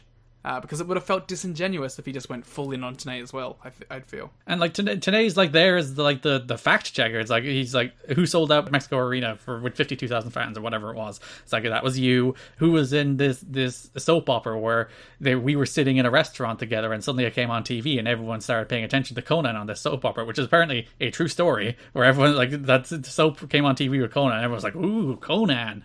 And that was you. My favorite line with Tenay there was like, he just comes over and he's like, yeah, even the cooks came out from the kitchen to watch. Yeah. Imagine being that over. I know. I'll never understand it personally, because I know Conan's terrible. But look. It's all charisma, more than actual ability, isn't it? If it's like star power is a whole different thing. Bad wrestlers become stars all the time, which is always the reason people are giving out. It's like, that guy doesn't have it. It's like, if you book anybody the right way, you can probably make anybody a star. Yeah, if they have the charisma to handle it. And the composure to handle it. You're pretty much set. You can make anyone you want a star. Like, I think that's the reason. Yeah, they need to have like the mainstream appeal. If you got that, yes, you're fine. Like there's a reason like MJF is going to work for AEW, and there's a reason that Orange Cassidy's already worked for AEW. It's because these are guys that are marketable and that a mainstream audience can understand. And a thing fans do all the time now, which I really don't like, and I think it comes from the fact that nobody's over, but they find the reasons why people shouldn't be pushed. It's like, yeah, this person's the best wrestler ever, but they're not charismatic. It's like, well, give them a manager. Give them a character where they're the best wrestler ever, and they don't need to be charismatic. Don't just write them off because of these problems. Try and work around these problems so that you have a star. Yeah, it's the Paul Heyman credo that's been beaten to the ground, but is still nonetheless true. It's like, accentuate the positives and hide the negatives. It's really that simple. Yeah. And it's like, it's the opposite of what WWE do, where like WWE have this mold where if you cannot go out and cut a 15-minute promo, you will not make it there. No matter who you are, no matter how talented you are, no matter how charismatic you are, if you can't hold a microphone in your hand in that company for 15 minutes and do their stoic delivery, you won't make it. And it's so stupid. Yeah, you're not wrong. Ugh. So Conan continues through the month. He recruits the SAT as his pals for like a week. We get like a week-long SAT heel turn. Yeah, which is great. We also got I don't know if it was mentioned, probably was, the greatest line of all time is that the wrestling fans are racist. Oh yes, wrestling promoters and wrestling fans are racist. Advocating for that to be added to the intro just for this week. We'll add it for 1 week only, if I can fit it in. If you can fit wrestling fans are racist in. You don't need to put in the promoters. I just want wrestling fans are racist in the intro. You demand it. So yeah, Jerry Lynn beats the SATs in a triple threat match. A good match too. I thought it was a really fun little match. I thought the match was fine but forgettable. Well, God forbid I like a match that Garrett doesn't. This is me getting revenge for you shitting on the Dusty and Vader tagging. Damn. But we do build to, I think, a much better match later in the month where Conan introduces Juventud Guerrera, the Juice, to face Jerry Lynn. By the way, we must say, the entire premise of this feud, which probably should have mentioned, is that Conan is very mad that the X Division has stolen the style and of wrestling and all the spots and the moves of Lucha Libre and co-opted it as their own and branded it as their own. They gentrified it. So Conan is upset about this and he wants the luchadors to get the credit that they deserve. It's a cool little storyline. I do have to admit that it kind of feels like a demotion for Jerry Lynn. Well, to be fair, for the last few weeks he's been feuding with David Flair and Mike Sanders. Yeah, but it still felt like he was a part of the big overarching sex versus tradition feud. Now it feels like, alright, back to the X Division nerd. I think that's a conscious choice on there. But actually, to be fair, Jerry Lynn does cut a promo on these shows about how he's going back to the X Division, so he is consciously going back to the X Division. But I think they realize Siaki's a bit of a dud, which we'll talk about in a sec, and the X Division needs some people because they took everybody out of it, and now they realize, oh god, there's nothing left. We have to put Jerry back there for a while. But you know what I mean? Like it feels like a bit of a step down. But he has a great match for Tuvi. Sure does, and it is a really interesting part where it's like it does kind of feel like, you know, each other are like, you know, the same side of the coin or whatever. Like, it's like, oh yeah, Jerry Lynn and Hoovy, and they're kind of doing the same stuff, and it's a fun little dynamic. So that's Conan. Probably, as I said, it's the best thing this month, I think, by a landslide. Both in terms of it has the second best match, I think. Hoovy and Jerry Lynn is the second best match behind AJ and Jarrett, and it has far and away the best promo stuff with Conan. I also think it's an interesting take that on the program, I think it was TNA says, the X Division is back. And I'm like, don't admit that it was gone. Listen, we talked about how bad the wrestling was in January. We can acknowledge that. And we have Paul London now. We have new X Division champion. And we have Jerry Lynn. While we're on the X Division, we will move on to the X Division. As you mentioned, new X Division champion Kid Cash defeated Sonny Siaki this month to win the belt in a pretty good match. I thought it was probably Siaki's best match since winning the belt. Where he almost died. Yeah. So the finish is Cash is standing on the top rope facing Siaki, and he does the thing where he does like the spin on the top and then does a moonsault. The spin on the top went fine, planted his feet fine, went to do the moonsault, his right foot slipped. So he goes straight up and straight back down, right, I think thankfully on the top of his neck, which I think is what saves him from dying. Yeah. Weirdly enough. Yeah, if you watch him go down, he does land like right high angle on the top of his neck. It's a miracle he didn't break his neck, but if he landed on his head, he would have broken his neck. Yeah. Just a really rough landing for my man. In an otherwise, yeah, like you said, really good, fun match with Siaki. I'm very happy that Cash is the X Division champion because he's probably like the best guy there at the moment for that role. So hell yeah, let's get some Kid Cash. Some cool Kid Cash X Division matches, please. So, Cash goes on to defend the belt twice that month against Jason Cross and against Paul London. Paul London, bizarrely, who got the title shot despite losing the gauntlet match. Well, they stopped caring about it. Yeah. Because, like, Cross just came back and got a match as well, so... Well, at least I can kind of understand, even though didn't he lose to David Young in his last match? Yeah, I think, like... It doesn't matter anymore. It's just we've reached that point in the X Division where just you can have a match. Yeah, because there was a gauntlet on NWA TNA pay-per-view number 32, February 12, where Jerry Lynn defeated London, both Maximals, Jimmy Rave Sharkboy, David Young, and Tony Mama Luke in a match that got 10 minutes, and it was an elimination match, so literally everybody just did 40 seconds. There's a fun note in the Wrestling Observer. With 8 guys, they gave them 10 minutes, including ring intros, for what amounted to 7 singles matches. Dave then buries the idea. Lynn had to lay the match out with literally everyone getting 1-minute matches so they would rush and hit a finish. As it turned out, they had 90 seconds left for Lynn and London, which was what it was booked for. Then they got word that the show was running 5 minutes short, so they got to go 6.5 minutes instead of 90 seconds. Dope. So you got a kind of real Paul London against Jerry Lynn match by accident. But it was good, and the crowd seems into London. So, and yeah, by all accounts, the design of this match was that Jerry Lynn would try to make London a defeat, which thoroughly would not have worked in a 90-second match, and kind of did work in like the 6.5-minute match.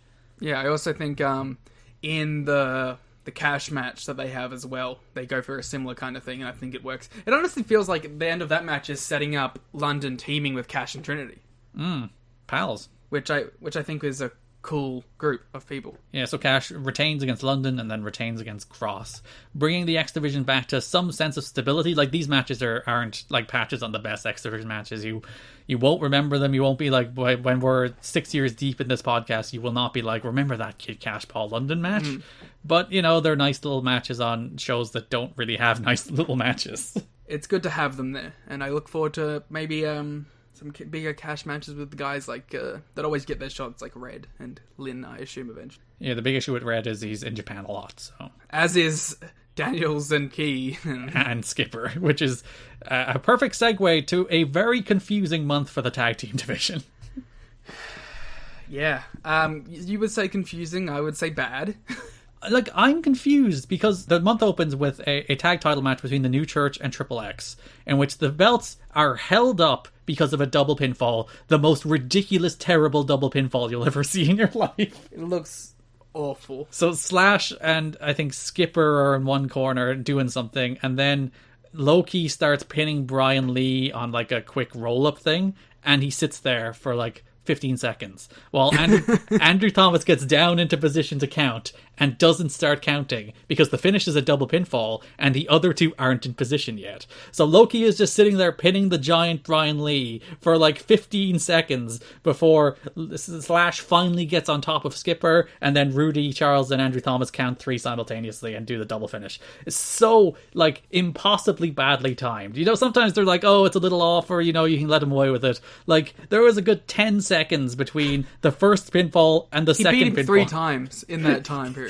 He could have beat him 3 times, and they didn't count because the finish was a double pinfall. It's like so comically badly timed. Lee should have just kicked out, and they should have just gone to another roll-up or something. Yeah. I was very confused then, because later in the month, they do this tournament through the month where AMW become #1 contenders. They beat the Rock and Roll Express and they beat the Harris Bros. And then they kind of, on the last show of the month, talk as if Triple X are still tag team champions. I guess they're like doing the whole thing as like they never lost the belts, technically, thing that they do in wrestling all the time. I think the idea is that like Triple X are in the tag title match because they are champions. Yeah. And like they're the ones that were stripped of the belts, or the belts were vacated from them, so they're in the match. And then AMW win a #1 contenders match, so it's meant to be Triple X, the former champions, against AMW, the #1 contenders. But they talk on the last show as if Triple X are still champs. They are just the champions. It's weird. And like, it's made very clear belts are held up. It's not like ambiguous. Bob Armstrong takes the belts, they announce them as held up. I'm so confused by all of this. The announce table for half of the month. Well, they were doing the quote-unquote tournament. Did they just decide to give them back? Yeah, I don't know. I think we'll have to wait and see until next month. It's very, very strange. They're like the title match between Triple X and AMW doesn't happen until March, so they go a full month without tag champs. But there's a lot of tag wrestling still. Not very good tag wrestling for the most part, though. Like, the most interesting thing is in that Triple X and New Church match, the New Church are full babyface, which is very fascinating. The crowd are chanting, "Let's go evil, evil, evil." They're like fans of 2021 New Japan, the amount they're chanting the word evil. Aren't we all? They're probably chanting the word evil a lot more than 20 or 20. Well, I can guarantee that they are. Clap crowds, so yes. Can you clap the word evil? Evil, evil. Anyway, but yeah, my favorite part of which is like Don West is like so amused by this idea that the New Church are baby faces. He's like, he doesn't understand it, but then I love his justification for it a week later, where he's like, you know what? I think I've worked out why the fans have decided to side with evil. Because, you know, they march to the beat of their own drum, you know? They're out there, they're all about them, you know? They're all about representing themselves, and I think that's pretty cool. Yeah, I agree with Don. So, yeah. And then they use a weapon in, like, the last week, and the crowd was like, do we share that? But I guess they're evil, so they would use it. We do not understand how to respond to this. But then they reluctantly go back to cheering. They're like, yeah, evil. Yeah, but otherwise, that's about it for the tag month. Like, AMW are kind of aimless. They become number one contenders, but as mentioned, because Triple X aren't all there at any stage this month, other than the match where they held up the tag titles for the rest of the month. Loki is there, but Skipper and Daniels aren't. And as mentioned at the last show of the month, Skipper is there, but Daniels and Loki aren't. So they don't have the tag champs, which we mentioned, like, last month. Like, Loki apparently commented, like, why did they put the tag titles on us when they knew we were going to Japan? Like, they knew this would happen. I don't know. I guess they really wanted to establish Triple X. Sure did. It's the best part of sex. They should have made, like, Freebird rule, but it's all of sex, not just Triple X. Yeah, we get Mike Sanders and Loki defending the titles. That would have fixed the problem immediately. The Hot Shots returned again. Oh, yeah, and they went straight into a feud with their old rivals, and I rolled my eyes and barely paid attention to the match. I feel like it's the rule of TNA that the Hot Shots have to disappear for 3 months at a time. They show up, do an angle, lose the AMW, and disappear again. Who are they pals with? They're in sex now. No, but I mean, like, backstage. Oh, they're just local guys. Okay, that's the reason they keep getting brought back randomly. They're just around, I'd imagine. I was like, are they just, like, Russo guys, or... Because, like, this is a tag division that is, like, not very deep at all. They do bring back Diamond and Swinger, as we mentioned, this month as well. They're doing, like, an ECW thing with Sandman. But other than that, like, there's not a ton of teams. There's the New Church, there's Triple X, and there's AMW, and, like, the Harris Bros. And I guess Rock and Roll Express, which is the reason they always, like, just get the Hot Shots in. We need someone to lose the AMW again. Yeah, it's a weird one. Every time, as you mentioned, every time I see them and they jump AMW, it's like, oh, God, this again? Don's like, you know that they used... Yes, we know, Don! We're aware of the story. We haven't forgotten the, like, 3 previous times they've randomly appeared to jump AMW and lose to them. It's like if like AJ beat up Jerry Lynn and like Don's like, hey, you know that they have a history. Remember that rivalry? Remember where every week they'd have at least 1 match and occasionally 3. So that is broad topics for the month. It's so much sex. Sex is everywhere. Sex sells. That's what I mean. My big problem with the sex feud, it's just everywhere. It's just unavoidable. Yeah, it's all over the place. So let's go show by show. We'll start with NWA TNA pay-per-view number 31 from the Asylum in Nashville, Tennessee, February 5th, 2003, with 1,100 people there. It opens with Larry Zbyszko holding the NWA title, which I think I'd be on board with if there was actually a Larry Zbyszko nostalgia run.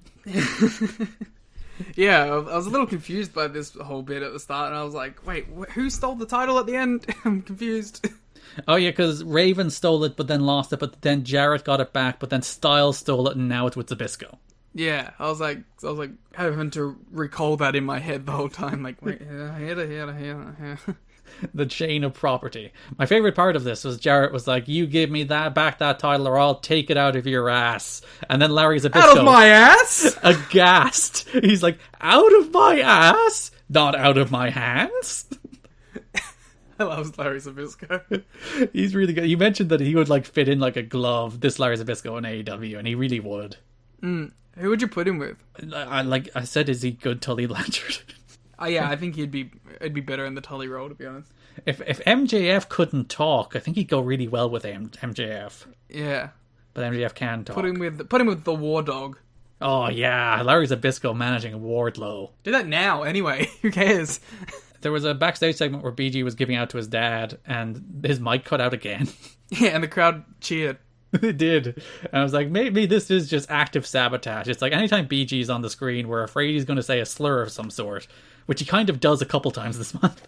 I like to imagine it's, yeah, fuck you, won that $50, huh? I'm going to fuck with your mic. Oh, I never talked about my bad Raven promo. Oh yeah, talk about your bad Raven promo. So on this show, Raven comes out, and he's cutting a promo on AJ. And it's the most, like, flowery, poetic, nonsense, fake Bray Wyatt language you've ever heard in your life. Well, to be fair, that was it.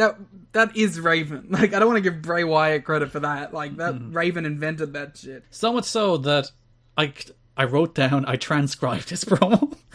Oh, are you going to perform it right now? I'm going to perform Raven's promo. Do it as Raven. Please try and get the voice. You do realize that you are a mere gardener in the yard of life, while I walk a different road. A road of horror. A narrow road with no turns, that only the bravest men would dare travel. Pain. Pain is a bridge on that road, carrying the traveler over dark waters of deceit and scorn. Debt. A debt incurred on this road is a lifelong bond. A hunger to be satiated. It is a debt of blood, and it requires sacrifice. It sounds more like James Mitchell. It requires sacrifice. Your sacrifice, AJ Styles. I was like, dude, just take it down a notch, okay? You're not Edgar Allan Poe, no matter how hard you try. He also just sounds bored the whole time too while he does it. So he'll be like, this road, they go down the road, and then I'm the gardener on the road, and I am the raven, and I am the darkness, and I am that death, I am the reaper standing at the end of the road, in my clockwork orange house of fun, cohort the raven, nevermore. He clearly got lost down that road while he was trying to cut this promo. He's like, I'm going down the road, and... Oh, fuck, what was that road? I'm at the road! Road dog? Is that where I'm going here? Road dog! You're saying all these slurs! There is two ravens. There is the raven that has something, like, substantial to sink his teeth into, and then he's, like, one of the best promos in wrestling. And there's the raven that doesn't really have much going on, so he's just sent out there to say something, and he decides to fill that time with utter gibberish. Well, you see it in this month. When he has nothing, he does that. And when he's feuding with an old rival, the Sandman, he has so much stuff to draw on that he delivers a really great promo. Maybe we just don't get it. Get the genius. We don't. It's just too highbrow. It's too galaxy brain for us to comprehend. Like Bray Wyatt. Maybe that's why we don't like Bray Wyatt. We have a great month for motion graphics. Yeah. There's one where, like, David Flair is trying to look menacing, and then he underlines the sex on his shirt. The Sandman one is tremendous, where he's just smoking. Yeah, it's a great one. Motion graphics. Why doesn't everybody do motion graphics? Bring him back. They really should. I think that's all the notes I have from the show. I think we covered everything else. Yeah. Oh, they called it Operation Sex. Forgot about that. Yeah. Their big military operation was Operation Sex. Oh, we got to give the big note for Trinity. Marvel superstar Trinity appears in Daredevil as a stunt double for Jennifer Garner. Yeah, Jennifer Garner's stunt double. That's a big star. Why not? Oh, the even sadder note for Trinity, though, is Trinity has been telling friends that she's no longer dating Chris Divine of the Divine Storm tag team. Yeah, because she's probably banging Kid Cash now. Have you seen the sexual chemistry? Yeah, the poor guy loses his manager, loses his bookings, and loses his girlfriend. Yeah, poor guy. Oh well, Trinity's a star, what can you say? That's true. She's in Daredevil. Bad movie, but she's in it. She should have been in the MCU Daredevil. Yeah. As Elektra. They're bringing it back. They should bring her back. Yeah, in Echo.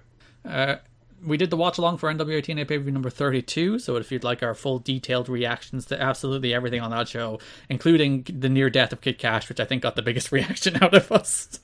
It's just scary. Yeah, TNAchat.com, you can listen to our watch along of that. The big one we haven't really covered yet, JJ Dillon. It's so good that we have TNAchat.com, by the way, because like it saves us going patreon.com/TNA History Pod every time. It's patreon.com/kidding me, please. Oh, sorry, I got our Twitter thing mixed up with it. But yeah, you know what I mean? Like, it's just so much easier. Just go TNAchat.com. And it pays off a podcast bit. What more do you want in the world? Utility and a bit. Yeah, JJ Dillon showed up, but the minute he showed up, Vince Russo just called him a piece of shit. Before he had got a word out about anything, Vince Russo's like, you old piece of shit. There is apparently heat for how this segment went. Because, like, before, as you mentioned before, JJ Dillon could even cut his promo. Like, Russo is lying in the ring, faking to be asleep. Such a shit stirrer. Treating it like it's boring, burying poor JJ Dillon. And JJ's doing a pretty good promo, even though they're like relitigating the same old WCW bullshit they've done 100 times already.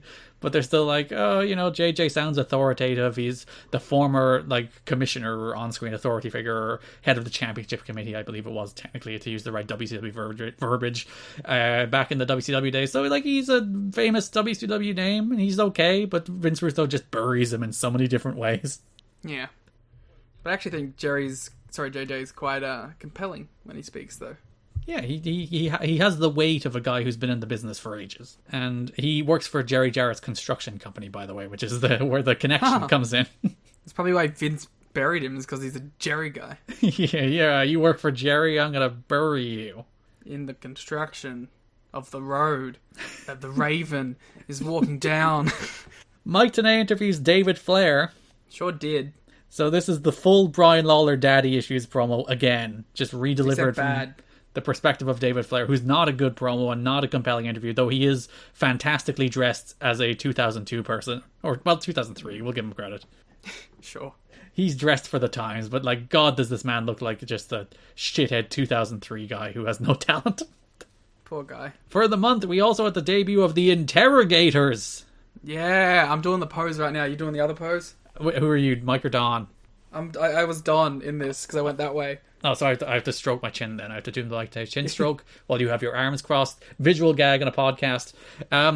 So the entire premise of this is Mike and Don interview a person for 60 seconds, rapid fire. So they're just like, what do you think of this person? Pineapple on pizza. Bloody. That's not a question. I'm using it as an example. Oh, we should do an interrogator bit where we interrogate each other. That's Patreon content right there. Yeah. So here they start with Ron Killings, but the best part is the intro where it's like this TV crime drama procedural where they're like two detectives who are going to solve the gritty crime, but turns out the crime is stewed in their own past. It's great. It's really good. I love it. We should just... I've actually realised what our Patreon content should be.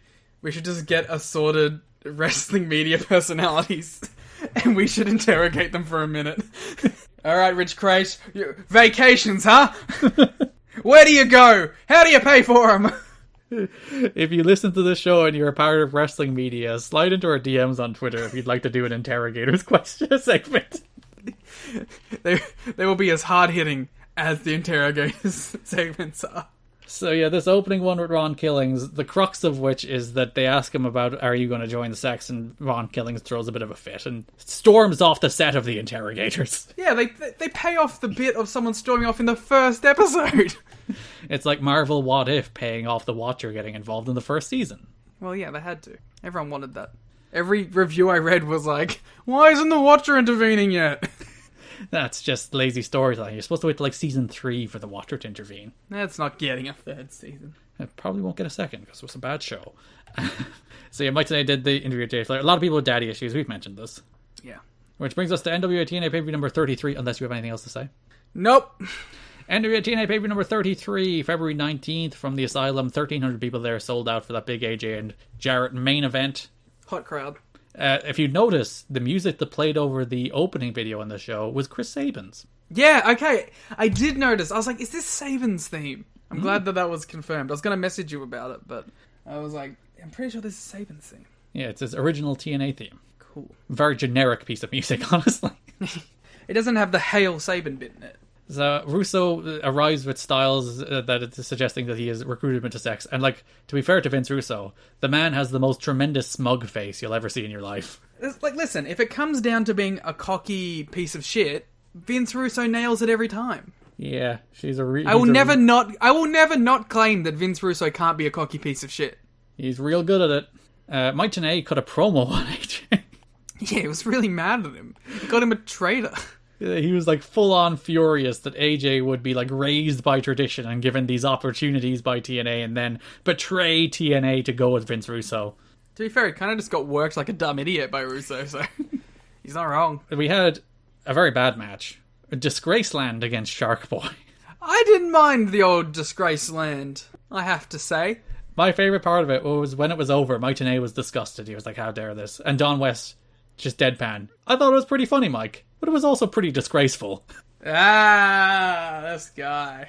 Oh, good old Don. Very good. I wish this was Dixieland versus Shark Boy. A very strange moment in the Raven promo you mentioned, where he does all the Sandman backstory. He mentions that he's going to do the Clockwork Orange House of Fun match. Yep. But the fun gets bleeped. Yeah. Is it because they thought he said House of Fuck? I think so, because I was like, because we watched the version on Impact Plus, so I went back and checked the original broadcast, and it's bleeped there too. It doesn't get a bleep, like the sound drops. So you can hear that he says fun with the bleep. That you can hear them at the end. Maybe they just saw that it was cut out and they're like, oh, he clearly said fuck. But you could clearly hear him saying fun. Yeah, maybe it should be the clock out. The clock. Oh my god, I've forgotten everything. Clockwork Orange House of Fuck match. Maybe that would be a better match. I'm looking forward to the House of Fun portion of it. We had our first winner from the NWA TNA auction show up on the show. Yeah, not too bad. Very wordy. He was pretty darn good, though, to be fair. Like, Lorenzo Papa, who interviewed Jerry Lynn, he was a good interviewer, because not only did he ask the questions, he actually sold it. He actually sold like he was paying attention to Lynn's answer. Yeah, I like how Goldie tried to give him, like, props, and he was like, eh. Yeah, Goldie was like, great job! And he kind of like, was like, okay. I don't need your validation, Goldie. I knew I did it. He's jealous. He wants to take Goldie's spot. Yeah, obviously. There were 2 video packages on the show to set up AJ and Jarrett. The Jarrett one was like the biggest, like, this guy's the biggest hero of all time. Even though like the footage is of him like jumping people from behind and hitting them with chairs from like the first 6 months of TNA. But it's like framed as this guy is the hero of the company. What an upstanding individual this man is. It also like reminds me of how much bigger those early shows looked than these. It very much settled into the small feel of the asylum. But the AJ one is the best. Straight out of MTV, just AJ cutting promos, walking around a football field, looking like a fucking piece of shit jock. It's great. It's good stuff. Better than most of the video packages on these shows, which have these like bizarre horror overtones to them. It's just the music choices. Fair enough, they're all black and white too, so it's black and white plus the music choice, where it's just like, why are these like straight out of like a Halloween movie? They're scary. TNA is spooky. Oh, the Jarrett Styles main event had one of my favourite Jeff Jarrett tropes. Actually, 2 of my favourite Jeff Jarrett tropes. There was first, the single-arm Jeff Jarrett kickout. Which I think caused some sort of Twitter war between William Regal and Jeff Jarrett. Was that Regal tweet a subtweet?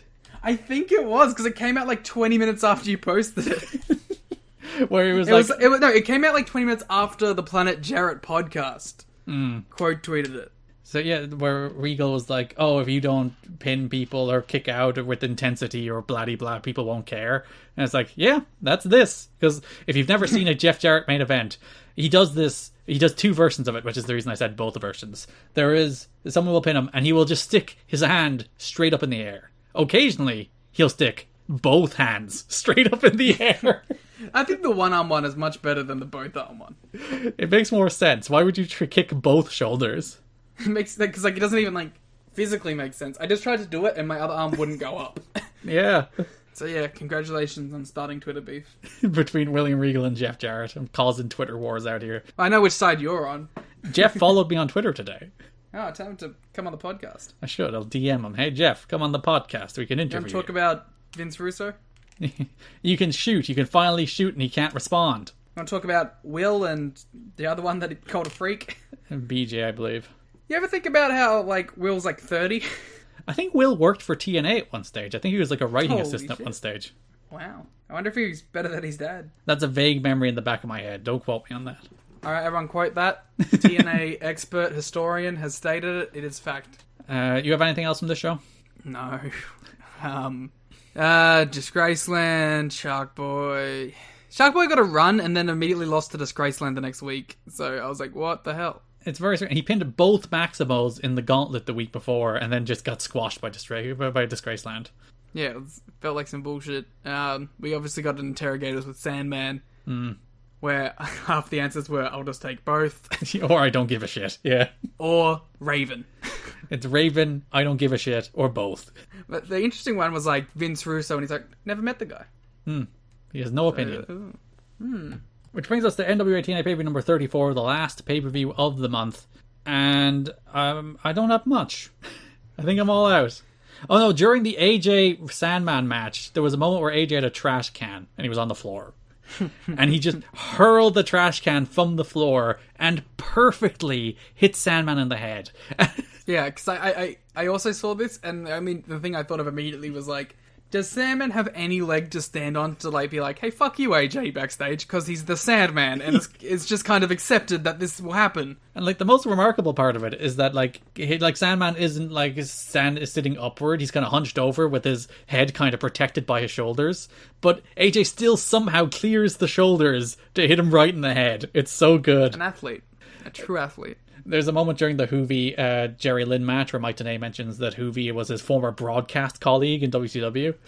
And Don West responds by like saying, you know what, Mike? Based on what I know from WCW, I'd believe anything. I love Don West not knowing shit about wrestling. It's so good. He's so sincere and wholesome and naive. Oh, and Cody. Cody is canon. Cody is canon. You didn't hear the mention of Cody? I didn't hear the mention of Cody. During the tag team main event, the Vader and Dusty against Harris Bros match, Mike Today on commentary mentions how a young Cody Runnels is undefeated in his high school Georgia school. Wow. He's like 20-something and 0 or something. So Cody Runnels, mentioned here in 2003 TNA. He'll be back soon to beat up Moose. Yes, we will talk about Cody Runnels. We'll talk about Robbie in the future. I just felt like a shudder of like grossness go down my spine when thinking about having to one day talk about the Cody Rhodes era of TNA. The GFW era, baby. Listen, if we somehow get that far, if we're not dead by the time we get to the GFW stuff. In the third pandemic. Because that will legitimately be like 8 years into this podcast's life. So 2030. Oh God! Oh, now that you put it like that. Oh. I hope we don't make it that far. Wait, to be fair, we have the out when the name has changed from TNA to Impact. So Bound for Glory 2016 is when we'll kind of end it. That's our out, yeah. Because it's TNA all the way up until it's GFW, which is summer of 2017. So actually, no, technically we'll still have to cover the Cody stuff. Damn it. Because in theory, we can go all the way up until the Bruce Pritchard promo where he says TNA is dead. Which will be the official ending of this podcast. And you know the thing is, though, I'd say at that point, it's fair for us to stop. But actually, TNA's probably still going to be around by then, so we'll have like another 13 years. This is never ending. Why are we covering a promotion that's still around? By the time I'm in my 40s, we'll finally catch up to current day. And by current day, you mean now? We still have 20 fucking years.